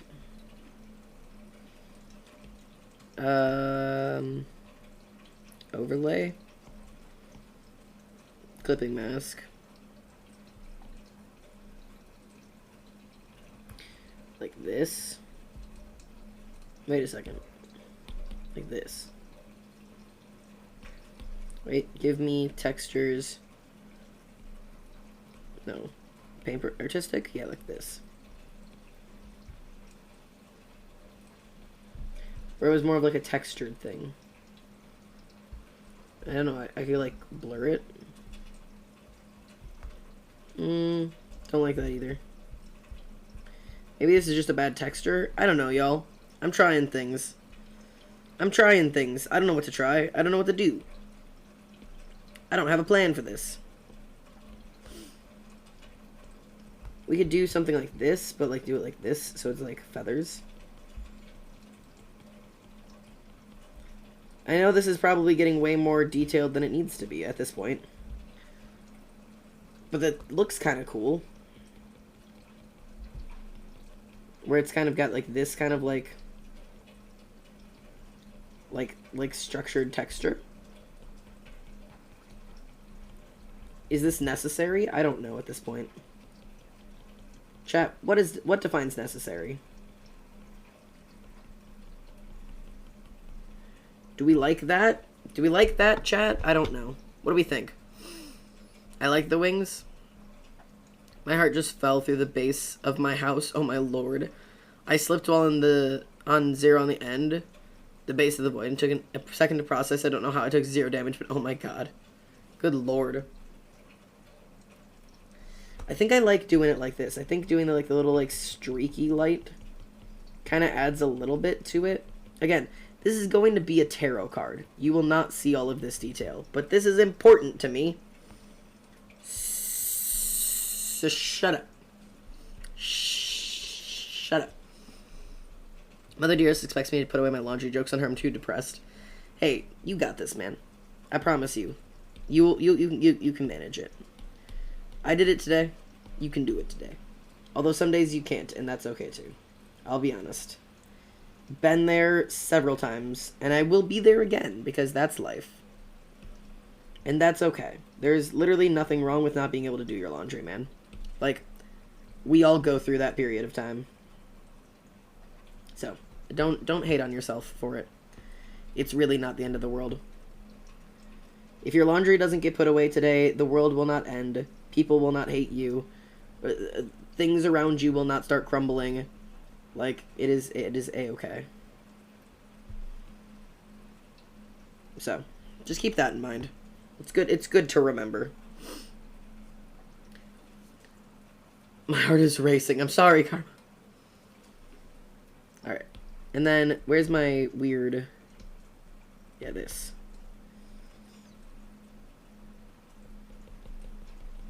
Yeah, we're gonna do, like, this off of each, like, feather. Because, like, I think this kind of gives that little bit more of, like, texture anyways.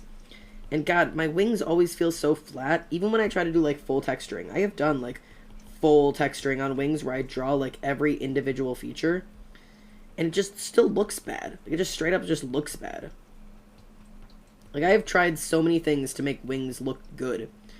And I never, ever find a way to make wings look good. I have really tried, because I love drawing wings, man.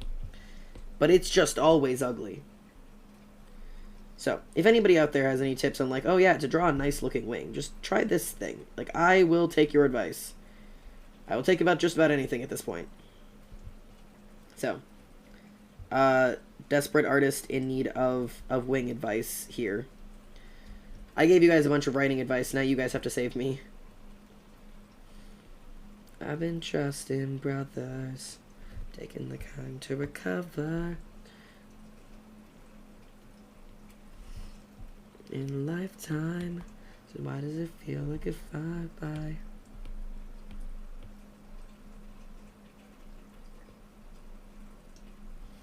Alright. This is something like a wing. Can I theoretically, right, take this, oops,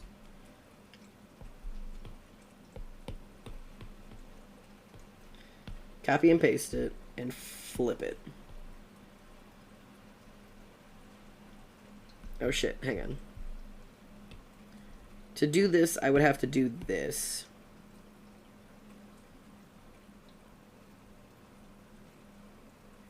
Oh, this is supposed to be on an overlay layer, not a normal layer.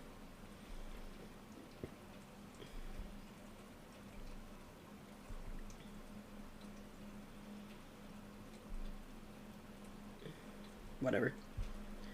What if we just do this, okay?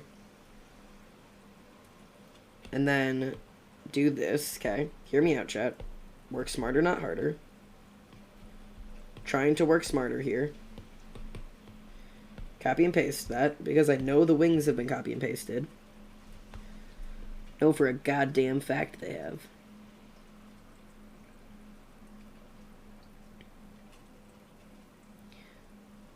I'm trying to figure out where the fuck this lines up. Wait, almost. Bro. Like this. Like that. Aha! I've done it. And then, clipping mask. Like that. Haha! Fuck you. Wings. What do you think, chat? I think I'm still gonna do some editing on the wings, but... And then I would do... I think I'll still end up doing this. Where I do my really obnoxious vignette, because I do that on everything.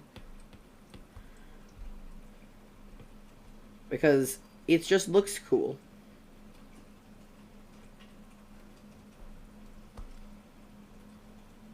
like that. Except it needs to go under that. Like that. What do you think, chat? Is that what we need in our life? And then do... not that.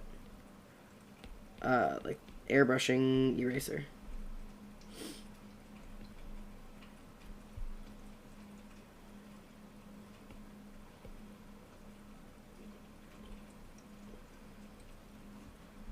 No, I like that, like that. What do we think? Is this our Hierophant? I think we've done it. I think we might have done it. I think we made our boy. I'm actually really excited about this one. Hang on, I need to do this one ever so slightly down.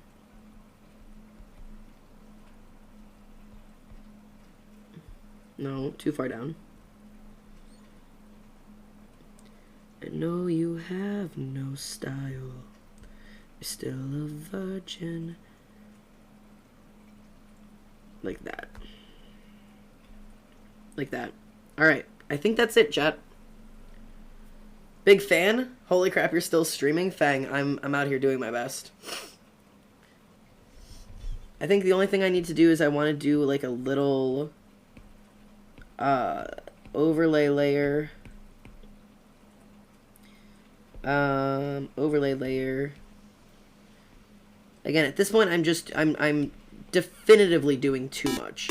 Fuck me. Kitzel. Hello, Kitzel Live. Thank you for the raid.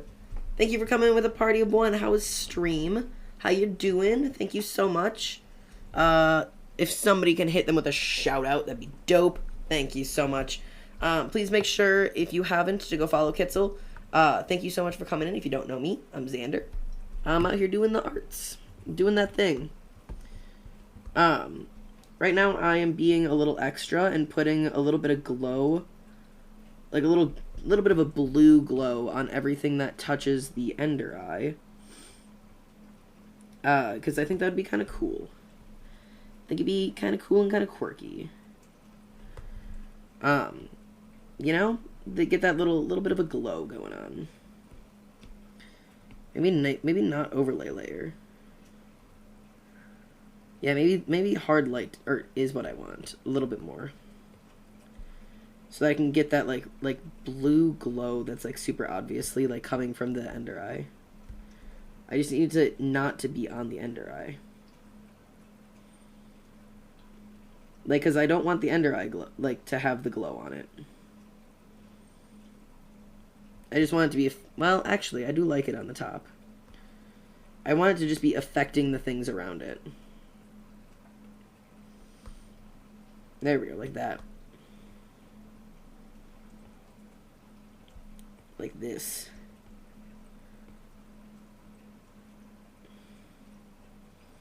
I think this looks cool. Because I wanted to have that little bit of like a glow situation going on. What do you guys think? Does the extra little glow in the middle do too much, or is that good? I think I also might do a little bit more of the yellow glow on everything that is around the wings. Just because I want my glows to be like really like obvious. And I think like adding just that little bit of like a hard light on everything kind of helps a little bit. And maybe I'd overdo them. But I like having like the really obnoxious hard glow. Is this better? Like that? What do we think, chat? Glow looks really good. I think Hierophant just needs to have a lot of glowing situation happening. Like a lot of glowing needs to be going on, you know? Like, cause it's power. Yeah. And then we just gotta do the regular stuff. The stuff I do on all of them. So I need to have a black box. And I need to do rectangle. Like that. Fill that in. And then make this like this. I love that his feet are just going to be at the name. That's great. Yeah, and then I'll put all the writing there, and we'll put the number up at the top. Like, we have to do the stuff. Gitzel, you like it with the glow? Sweet. Hello, Heldar. Looks amazing. Thanks, mate. Hey, I'm just double checking because I guess I didn't realize I hadn't followed you back. Here is your follow. Just dropped you a follow, so I make sure I got you back. Those of you in my chat, make sure you click on Kitzel's name. Since they've talked in chat, you can just click directly on their name and see if that little follow button has popped up. And if it hasn't, hit that follow. All right. I think that is good. And then I need to do like add insert text. And this is card 5. Correct? 0, 1, 2, 3, 4, 5. Yeah. This is 5. And then this, I need to double check this real quick. Edit text. Okay, it is, oh yeah, it's small caps. That's what it is. Okay. So, I'll do edit text. And then I do everything in small caps. And we'll do our 5 up here. And then we'll insert more text. And then I'll say Hierophant. Is that correct? Did I spell that correctly? I think I did.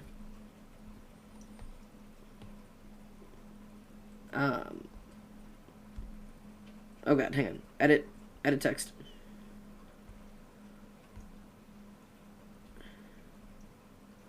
Why does it have an L at the bottom? Or an L at the end? Hierophant, there we go. And then we'll make this white. Actually, we'll keep it black. And we'll just make it bigger. And I think that's centered. And then the way I do this is I just duplicate these. And then I rasterize one of them. Okay? And I lock it and I paint it white. Just for anybody who's curious about how I do this. I lock it and then I paint it white. And then I grab Gauge blur. I unlock it. And then I just do a little bit of a whoop, like that. And then it glows. And I actually might end up doing that more for this one because I need that little bit of a, like, it needs to be a little bit more intense. So, yeah, that is how I get those to look like that. Did I spell that right? I can't entirely tell. I will double check after stream just so I know that I for sure have gotten it correct. Yeah, let's make it this bigger. There we go, like that. Oh, that's not centered whatsoever. There we go, that's better. And I do the exact same thing for the numbers. So I duplicate it, rasterize one of them, lock it, paint it white, unlock it, and then Gauge and blur, and just whoop, like that. And that's how you get a finished tarot card. So yeah, that's how it looks. I think that's it. I think this is our 5th card. I believe the Hierophant is done. Jesus Christ, that took forever. Let's see what our total is. Canvas information, statistics. 6 hours. So, total of 6 hours for this one to be made. 6 hours and 11 minutes. And that's just counting, like, active time on the screen. Like, not time that it's open, but times that I'm, like, actively drawing on it. So that's super cool. That was a really fun one to do, to be completely honest. I'm really glad we ended up going with this design, because for those of you who have been here for a little bit, you guys know that the original design was this. So for those of you who know that, really glad we got here and not where we were. So I'm glad we ended up getting to where we needed to be with it, and it's something that I actually am, like, proud of, because this just ain't it, you know? This just straight up ain't it. It's just not. Like, there's just something fucking ugly about this drawing. I know some people didn't agree with me, but I don't know. I've looked at it a lot. Which card is the longest time so far? Let's find out. Character Amesy took 7.5 hours. So character Amesy was 7.5. I'm gonna bet you it's Puffy. Character Dream took... Whoa, okay. Character Dream took fucking 11.5 hours. Holy shit. Okay. So Dream was 11.5 hours. I didn't realize it took that long to do him. Character Callahan was 6 hours and 40 minutes. Character Puffy... Wow, okay. 10 hours and 45 minutes. 10 hours, 45 minutes for Puffy. Schlatt took 2.5 hours. So Schlatt was our easiest. So this was our easiest or our shortest drawing. Oops, no, come back. Come back. Here you go. So Schlatt took the least amount of time, and then Hierophant, yeah, it was 6 hours, 11 minutes. So Dream took our longest at almost 12 hours. Which is insane. Considering this is not my favorite card. But yeah, I guess this one just really took a while. Oh, it's because I forget, we redid the posing several times. If you watch this beginning, I think this is why. It's because I completely drew the character and then didn't like it and tried to fix it and still didn't like it because it looked too flat. And so we went through a lot where we completely drew the character, scrapped it entirely, started over, scrapped it again, started over, scrapped it again, started over, scrapped it again, started over, and then I started work. So that was, yeah. That would explain why it took so long. I completely forgot we did that. So I guess the Hierophant probably did that too, because let's see how long this one was. Canvas, canvas information, statistics. So this one took 5 hours. So if you add that together, 5 hours on that one, and then giving up and adding 6 hours on that one, that's 11 hours. Well, this was 6 hours and 10 minutes. So yeah, this was a total of 11 hours on the Hierophant. But it was split between 2 separate cards. So that would make sense. But yeah. So that's what you needed to know. That's all your information. I think it's a pretty cool summary of how it all went. I know. There's some good, some bad in there, but that's just the way it went, I guess. So I hope you guys have been enjoying this series. I'm fully aware that the series is going to take for fucking ever.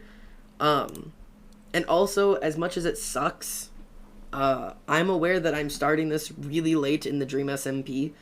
I'm surprised nobody has put one of these out yet. Like, I've really looked on the internet. I found a lot of people who have started, a lot of people who have, like, done all the major arcana, a lot of people who have put a lot of time into making good art, but nobody that has put out a finished tarot deck. Like, I have not found one. I wanted to buy one, and I couldn't find one, which is why I'm doing this. So, I also know it sucks because the Dream SMP is kind of wrapping up right now, like we talked about earlier. Like, it's not really super big. It's not got, like, super crazy high interest at the moment, so I'm kind of taking a chance on doing all of this at this point when people probably won't care about it by the time it's done, because this will take months, and I hope you guys understand that. But I promise you guys that I'm gonna finish it. There are 78 cards in a tarot set. I have just finished my 6th card, which gives us 72 more cards to do. Not all of them will take 12 hours, because not all of them are gonna be people. But I promise you, I'm gonna finish this. I don't finish a lot of things. I give up on a lot of things a lot. And I don't want to do that anymore. So, I'm gonna try not to do that with this. And I'm gonna finish this. So I hope you guys are okay with coming along on that journey. I'm just out here doing my best. So. Alright. I want to go to... somebody I haven't rated in a long time is live, so I'm going to send you guys over to them. This is Orange Pup. They're doing some art. So I'm going to load that up. I'll give you guys catchy guitar music. We're gonna head you guys out over there. Thanks for sticking around. It was a long ass stream, so I know it is whatever it is, but it was good to have you all around. So, and I'm gonna go read more of my friend's book and I don't know, die. I'll upload this VOD later tonight. It should be up within a couple of hours because it takes a little bit to upload. But I hope I'll see you guys soon. Okay? Be nice. Be kind. I love you all. See you soon. Night, everybody. Good night. Bye, everybody.